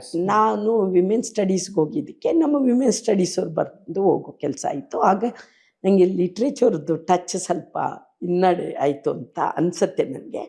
ಆದರೂ ಕೂಡ ನಾನು ಅಲ್ಲಿ ಏನು ಮಹಿಳಾ ಅಧ್ಯಯನ ಕಟ್ಟಕ್ಕೆ ಸಾಹಿತ್ಯ ತುಂಬ ಹೆಲ್ಪ್ ಮಾಡಿದೆ. ಮತ್ತು ಸ್ತ್ರೀವಾದದ ಚಿಂತನೆ ಮೊದಲೇ ಇದ್ದಿದ್ದರಿಂದ ಆ ಕಾರಣಕ್ಕೆ ನಾನು ಅಲ್ಲಿ ಅಪಾಯಿಂಟು ಆಗಿದ್ದು. ಇಂಟರ್ವ್ಯೂ ಅಲ್ಲಿ ಎಲ್ಲರೂ ಕೇಳಿ ಪ್ರಶ್ನೆಗಳಿಗೆ ಸರಿಯಾದ ಉತ್ತರ ಕೊಟ್ಟಿದ್ದಕ್ಕೆ ಅಲ್ಲಿ ನನ್ನನ್ನು ಸೆಲೆಕ್ಟು ಮಾಡಿದ್ರು ಅವರು. ಅದಕ್ಕೆ ಮುಂಚೆನೇ ಸ್ತ್ರೀವಾದವನ್ನು ಗಂಭೀರವಾಗಿ ಓದೋಕ್ಕೆ ಶುರು ಮಾಡಿದ್ದೆ ನಾನು. ಅಲ್ಲಿ ಓದ ತಕ್ಷಣಕ್ಕೇ ಶುರು ಮಾಡಿದ್ದೆ ನಾನು. ಹೆಚ್ಚೆಚ್ಚು ಓದಿದ್ದು ವೆಸ್ಟರ್ನ್ ಥಿಯರೀಸ್ ಎಲ್ಲ, ಆಮೇಲೆ ನಮ್ಮ ಇಂಡಿಯನ್ ಥಿಯರಿಸ್ಟ್ಗಳನ್ನು ಮತ್ತು ಅವ್ರ ಟೆಕ್ಸ್ಟ್ಗಳನ್ನು ಆಮೇಲೆ ನಾನು ಹೆಚ್ಚು ಓದಿದ್ದು. ಮೈಸೂರಲ್ಲಿದ್ದಾಗ ನಮ್ಮ ಕನ್ನಡದಲ್ಲಿ ಬಂದ ಸ್ವಲ್ಪ ಟೆಕ್ಸ್ಟ್ಗಳಷ್ಟೇ ಓದಿದ್ದೆ. ಅಲ್ಲಿಗೆ ಹೋದ್ಮೇಲೆ ತುಂಬ ಎಲ್ಲ ಅಂತಾರಾಷ್ಟ್ರೀಯ ಮಟ್ಟದ ಖ್ಯಾತ ಸ್ತ್ರೀವಾದಿಗಳ ಟೆಕ್ಸ್ಟ್ಗಳನ್ನು ಓದೋ ಅವಕಾಶ ನನಗೆಲ್ಲ ಆಯಿತು. ಬಟ್ ಇದು ಜೆಂಡರ್ ಡಿಸ್ಕ್ರಿಮಿನೇಷನ್ ಅಥವಾ ಜೆಂಡರ್ ಡಿಸ್ಪೆರಿಟಿ ಅನ್ನೋದು ಇದು ವರ್ಲ್ಡ್ ಫೆನಾಮಿನಾ ಆ್ಯಕ್ಚುಲಿ. ಹೌದು, ಎಲ್ಲ ದೇಶದಲ್ಲೂ ಇದೆ. ಇವತ್ತಿಗೂ ಕೂಡ ನೀವು ಅಮೇರಿಕದಲ್ಲಿ ಜೆಂಡರ್ ಎಲ್ಲ ಕಡೆ ಕೆಲಸ ಮಾಡುತ್ತೆ, ಮತ್ತು ಎಲ್ಲ ದೇಶದಲ್ಲೂ ಮಾಡುತ್ತೆ. ಅವ್ರದ್ದು ಏನಾಗಿದೆ ಅಂದರೆ, ಬಹಳ ಸುಲಭದಲ್ಲಿ ಹೆಣ್ಮಕ್ಳು ಒಂದು ಬಿಡಿಸ್ಕೊಳ್ತಾರೆ. ಬಿಡಿಸ್ಕೊಂಡ್ರೆ ಅವ್ರಿಗೆ ಪರ್ಯಾಯಗಳಿದೆ. ಅದು ಮದುವೆ ಅನ್ನೋ ಇನ್ಸ್ಟಿಟ್ಯೂಷನ್ ಅಲ್ಲ, ಮದುವೆ ಅನ್ನೋ ಇನ್ಸ್ಟಿಟ್ಯೂಷನ್ನೇ ನಮ್ಮನ್ನು ಅನೇಕ ಸರಿ ಬೈಂಡ್ ಮಾಡೋದು. ಭಾರತದಂಥ ಸಂದರ್ಭದಲ್ಲಿ ನಾವು ಸ್ತ್ರೀವಾದಿಗಳಾದವರು. ಆ್ಯಕ್ಚುಲಿ ನಮ್ಮದು ಕುಟುಂಬ ವಿಚ್ಛೇದನ ಆದರೆ ತುಂಬ ಜನರಿಗೆ ಅದು ತಪ್ಪು ಅಭಿಪ್ರಾಯವನ್ನು ಮೆಸೇಜನ್ನು ಕಳಿಸುತ್ತೆ. ಆ ಕಾರಣಕ್ಕೆ ಅನೇಕ ಸರಿ ಸ್ತ್ರೀವಾದಿಗಳನ್ನು ಬರೀ ಹೆಣ್ಮಕ್ಳು ನೋಡ್ತಿರಲ್ಲ, ಗಂಡು ಮಕ್ಕಳು ತುಂಬ ಜನ ಸ್ತ್ರೀವಾದಿಗಳನ್ನು ನೋಡ್ತಾನೆ ಇರ್ತಾರೆ. ಅವ್ರು ಹೆಂಗಿದೆ, ಇನ್ನೊಂದು ಇದೆ ಪುರುಷ ದ್ವೇಷಿ ಅಂತ ಬ್ರ್ಯಾಂಡ್ ಮಾಡುವ. ಇಲ್ಲ, ಪುರುಷ ದ್ವೇಷ ಯಾವ ಸ್ತ್ರೀವಾದಿ ನಾನು ಇಲ್ಲಿವರೆಗೂ ಪುರುಷ ದ್ವೇಷಿ ಅಂತ ನೋಡೇ ಇಲ್ಲ, ಒಬ್ಬರು ಸಿಕ್ಕಿಲ್ಲ ನನಗೆ. ಸೊಸೈಟಿ ಹೆಂಗ್ ನೋಡ್ಲಿಕ್ಕೆ ಟ್ರೈ ಮಾಡ್ತಿರ್ತಾರೆ, ಅದು ಗಂಡು ಮಕ್ಕಳು ಬ್ರ್ಯಾಂಡ್ ಮಾಡ್ಲಿಕ್ಕೆ ಟ್ರೈ ಮಾಡಿದ್ದಾರೆ, ಗಂಡು ಮಕ್ಕಳು ಮಾಡಿದ್ದಾರೆ. ಮತ್ತೆ ಗಂಡು ಮಕ್ಕಳು ಓದದೇ ಇರುವ ಗಂಡು ಮಕ್ಕಳು ಸ್ತ್ರೀವಾದವನ್ನು ಬರೆಯಕ್ಕೆ ಶುರು ಮಾಡಿದ್ದಾರೆ. ಓದಲ್ಲ, ಅವರು ಯಾವ ಥಿಯರಿನೂ ಓದಲ್ಲ.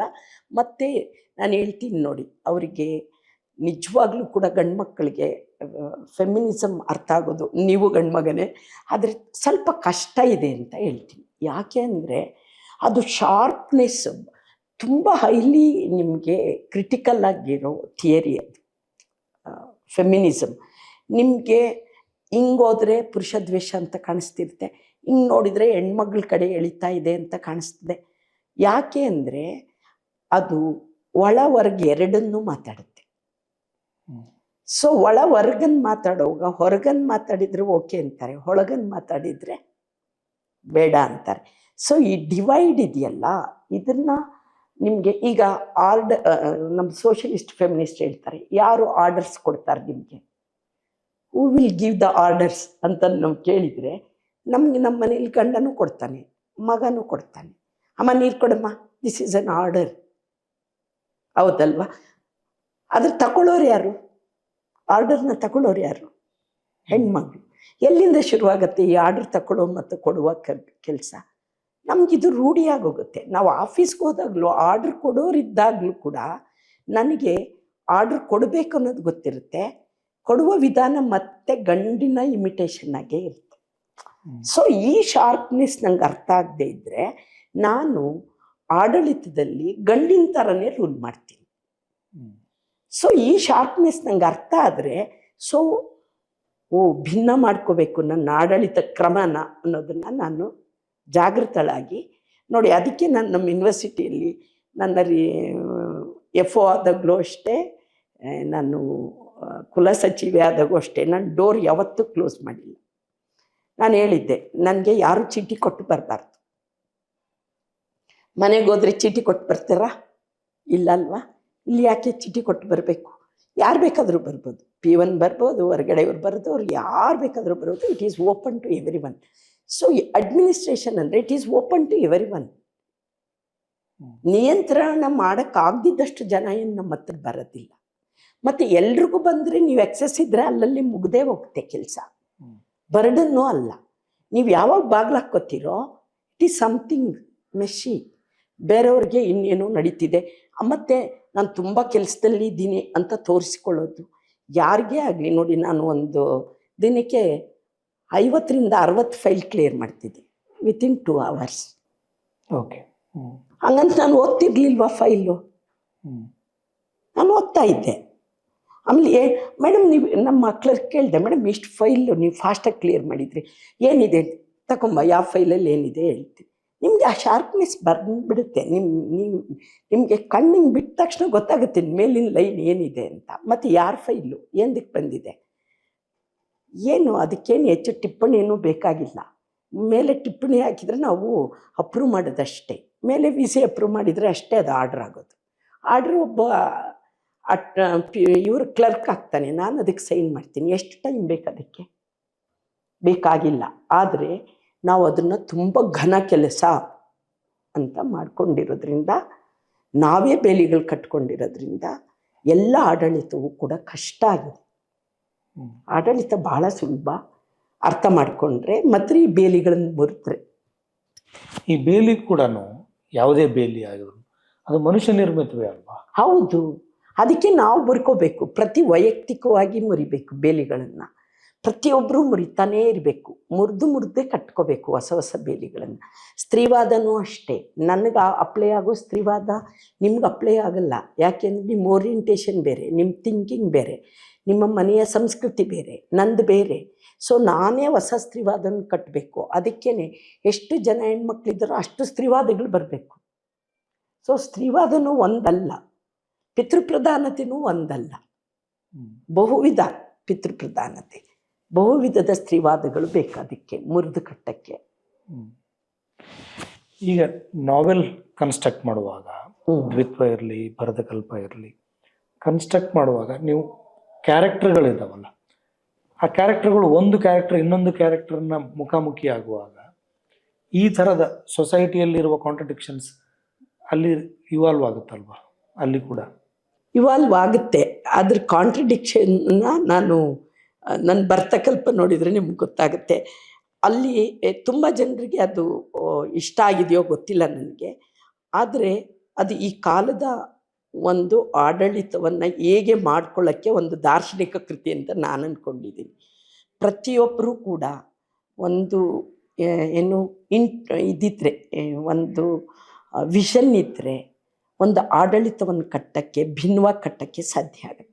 ಭರತ ಯಾಕೆ ಕಟ್ಟಿದ ಅಂದರೆ ಆ ಭಿನ್ನತೆ ಅವನಿಗಿತ್ತು, ಮತ್ತು ಅವನು ತಾನೆಂದೂ ರಾಜ ಆಗಲಿಕ್ಕೆ ಸಾಧ್ಯ ಇಲ್ಲ ಅನ್ನೋದು ಕೂಡ ಗೊತ್ತಿದ್ದು ನಾಡು ಕಟ್ತಾನೆ.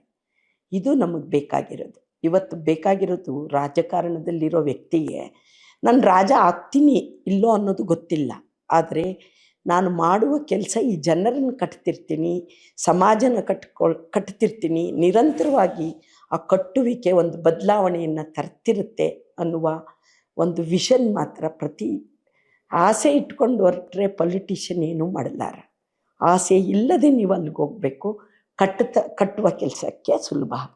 ಬಟ್ ಇದು ತುಂಬ ಐಡಿಯಲ್ ಅಂತ ಅನ್ಸಲ್ವಾ? ಐಡಿಯಲ್ ಅಲ್ಲ, ಅದು ಜೀವನ ಕ್ರಮ ಆಗಬೇಕು.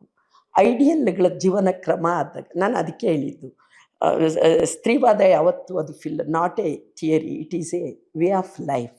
ಅದು ಬದುಕಿನ ಕ್ರಮ ಇದು ಕೂಡ ಆಗಬೇಕು. ಬದುಕಿನ ಕ್ರಮ ಎಲ್ಲಿವರೆಗೆ ಇದಾಗಲ್ವೋ ಅಲ್ಲಿವರೆಗೆ ಸಮಾಜ ಬದಲಾವಣೆ ಆಗಲ್ಲ. ಅದು ಇನ್ನಷ್ಟು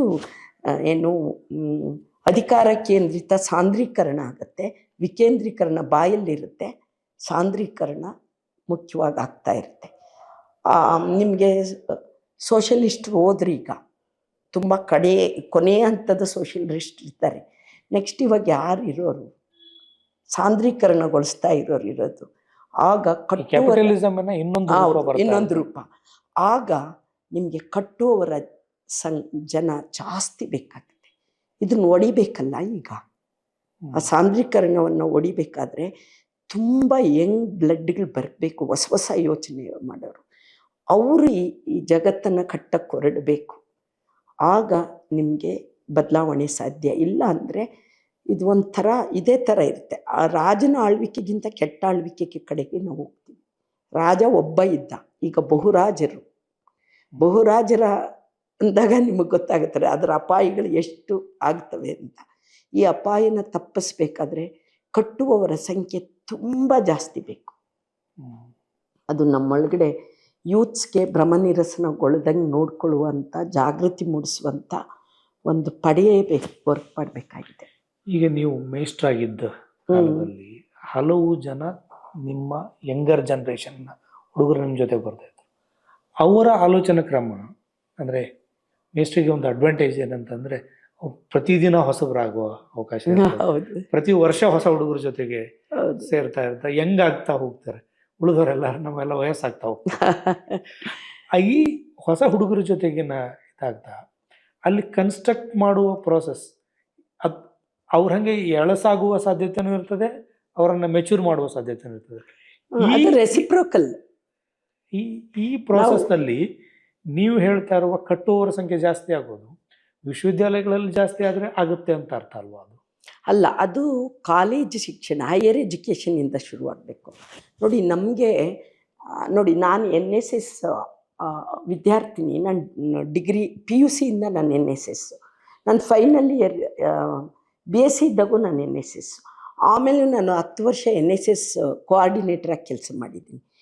ನನ್ನ NSS ಅಧಿಕಾರಿಯಾಗಿದ್ದರಲ್ಲ ಅವರು ಸರೋಜ ಬಾಟ್ನಿಯವರವರು, ಅವರು ಅದು ಎಷ್ಟು ಮೆಟಿಕ್ಯುಲಸ್ ಆಗಿ ನಮಗೆ ಒಂದೊಂದು ಕೆಲಸನೂ ಮಾಡಿಸ್ತಿದ್ರು, ಹೇಳ್ಕೊಡ್ತಿದ್ರು ಅಂದರೆ, ಅವರು ಆಗ ಮೋಸ್ಟ್ಲಿ 55 ಅವ್ರಿಗೆ, ಅಲ್ಲ 55, ಇನ್ನೇನು 3 ವರ್ಷ ಇತ್ತು ಅವಾಗ, 58ಗೆ ರಿಟೈರ್ಮೆಂಟ್. ಆಗಲೂ ಕೂಡ ಅವರು ನಮ್ಮ ಹತ್ರ ಹೆಂಗಾಗಿ ನಡ್ಕೊಳ್ತಿದ್ರು, ಅವರು ನಮಗೆ ಮಾದರಿಗಳಾಗಿದ್ದರು.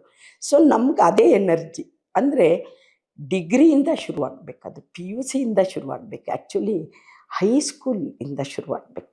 ಯಾಕೆಂದರೆ ಮಕ್ಕಳು ಮೆಚುರಿಟಿ ಏಜ್ ಶುರುವಾಗೋದು ಹೈಸ್ಕೂಲಿಂದ.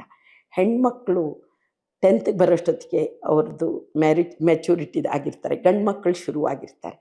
ಈ 8th to 12th ಇದೆಯಲ್ಲ, ಅಲ್ಲಿ ನಾವು ಹೇಗೆ ಬೇಕಾದರೂ ಬ್ಲೆಂಡ್ ಮಾಡ್ಬೋದು ಮಕ್ಕಳನ್ನ. ಅಲ್ಲಿ ನಿಜವಾಗ್ಲೂ ಕೂಡ ಟ್ರೂಲಿ ತುಂಬ ಒಳ್ಳೆ ಟೀಚರ್ ಬೇಕು. ಹಂಗೆ ನಾನು ಹೆಮ್ಮೆಯಿಂದ ಹೇಳ್ಕೊಡೋದು, ಯಾಕೆಂದರೆ ನನ್ನ ಗಣೇಶ್, ನನ್ನ ಸಂಗಾತಿನ, ಅವ್ರಿಗೆ ಎಷ್ಟು ಜನರ ಶಿಷ್ಯರ ಪಡೆ ಇದೆ ಅಂದರೆ, ಅವ್ರಿಗೆ ಇವತ್ತಿಗೂ ಅವರ ಶಿಷ್ಯ ಪಡೆ ಯಾವಾಗಲೂ ಫೋನ್ ಮಾಡ್ತಾರೆ. ಯಾಕೆಂದರೆ ಅವರು 6ರಿಂದ 12ನೇ ಕ್ಲಾಸ್ ಮಕ್ಕಳಿಗೆ ಟೀಚ್ ಮಾಡಿದ್ದು. ನನ್ನ ಮಕ್ಕಳು ಮಾಡಲ್ಲ, ಡಿಗ್ರಿ ಮಕ್ಕಳು ಅಂದರೆ MA ಓದೋ ಮಕ್ಕಳು, ಆದರೆ ಅವ್ರಿಗೆ ಮಾಡ್ತಾರೆ. ನಿರಂತರ ಒಂದು ದಿವಸಕ್ಕೆ ಒಂದಿಷ್ಟು ಜನ ಮಕ್ಕಳದ್ದು ಕಾಲ್ ಇದ್ದೇ ಇರುತ್ತೆ ಅವ್ರಿಗೆ. ಯಾಕೆ ಅಂದರೆ ಅಲ್ಲಿ ಮೆಂಟರ್ಶಿಪ್ ಬೇಕಾಗೋದು ನಮಗೆ, ಅಲ್ಲಿ ತುಂಬ ಒಳ್ಳೆ ಟೀಚರ್ ಬೇಕಾಗೋದು. ಆದರೆ ಅದೇ ನಮ್ಮದು ಸಮಸ್ಯೆ ಇರೋದು, ಆ ಏಜ್ ಗ್ರೂಪಿನ ಮೊದಲೇನಾಯಿತು, ಅಲ್ಲೇ ಒಳ್ಳೆ ಟೀಚರ್ ಇದ್ದರು, PUCಯಲ್ಲಿದ್ದರು, ಡಿಗ್ರಿಯಲ್ಲಿದ್ದರು, MAಗೆ ಹೋದಾಗೂ ನಮಗಿದ್ರು. ಅದು ನಿರಂತರತೆ ಇತ್ತು ನಮ್ಮಂಥವ್ರಿಗೆ. ಈಗ ಅದು ಸ್ಪ್ಲಿಟ್ ಆಗ್ತಾ ಇದೆ ಪ್ರೈವೇಟೈಸೇಷನ್ ಕಾರಣ. ಬಟ್ ಈ ಬಿಕ್ಕಟ್ಟಿನಿಂದ ಹೊರಗೆ ಬರೋದು ಹೆಂಗೆ? ಎಲ್ಲರೂ ಕೆಲಸ ಮಾಡಬೇಕು ಅಷ್ಟೇ. ಗೌರ್ಮೆಂಟ್ ಇನ್ಸ್ಟಿಟ್ಯೂಷನ್ನ ಸ್ಟ್ರೆಂಥನ್ಗೊಳಿಸ್ಬೇಕು. ಯಾಕೆ ಸ್ಟ್ರೆಂಥನ್ಗೊಳಿಸೋಕ್ಕಾಗ್ತಿಲ್ಲ ಅಂತಂದರೆ, ಎಲ್ಲರೂ ಪೊಲಿಟಿಷಿಯನ್ಸು ಎಜುಕೇಷನ್ ಇನ್ಸ್ಟಿಟ್ಯೂಷನ್ಸ್ ಕಟ್ತಿದ್ದಾರೆ. ಎಲ್ಲ IAS ರಿಟೈರ್ ಆಗಿ ಹೋಗಿ IAS ಎಜುಕೇಷನ್ ಇನ್ಸ್ಟಿಟ್ಯೂಷನ್ಸ್ ಕಟ್ತಿದ್ದಾರೆ.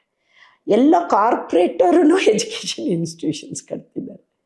ಮತ್ತು ಸರ್ಕಾರಿ education and health are both of them are not a services, they are the ventures, ಇಂಡಸ್ಟ್ರಿಗಳೇ ಅವು ಈಗ. ಹೌದು, ಅದಕ್ಕೆ ಅದು ಎಲ್ಲಿ ಇಂಡಸ್ಟ್ರಿ ಆಗ್ತದೋ ಅಲ್ಲಿ ಹೂಡೋದು, ರಿಟರ್ನ್ ತಗೊಳ್ಳೋದು.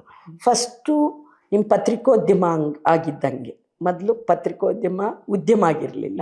ಎಲ್ಲಿವರೆಗೂ ಉದ್ಯಮ ಆಗಲಿಲ್ಲೋ ಅದು ಎಷ್ಟು ಚೆನ್ನಾಗಿತ್ತು, ಸರ್ವಿಸ್ ಇತ್ತು. ಅದು ಉದ್ಯಮ ಆಯಿತು, ಅದು ಮುಳುಗಿತ್ತು ಅಲ್ವಾ. ಶಿಕ್ಷಣನೂ ಅಷ್ಟೇ ಮುಳುಗುತ್ತೆ. ಇದು ಒಂದು ನೋಡಿ,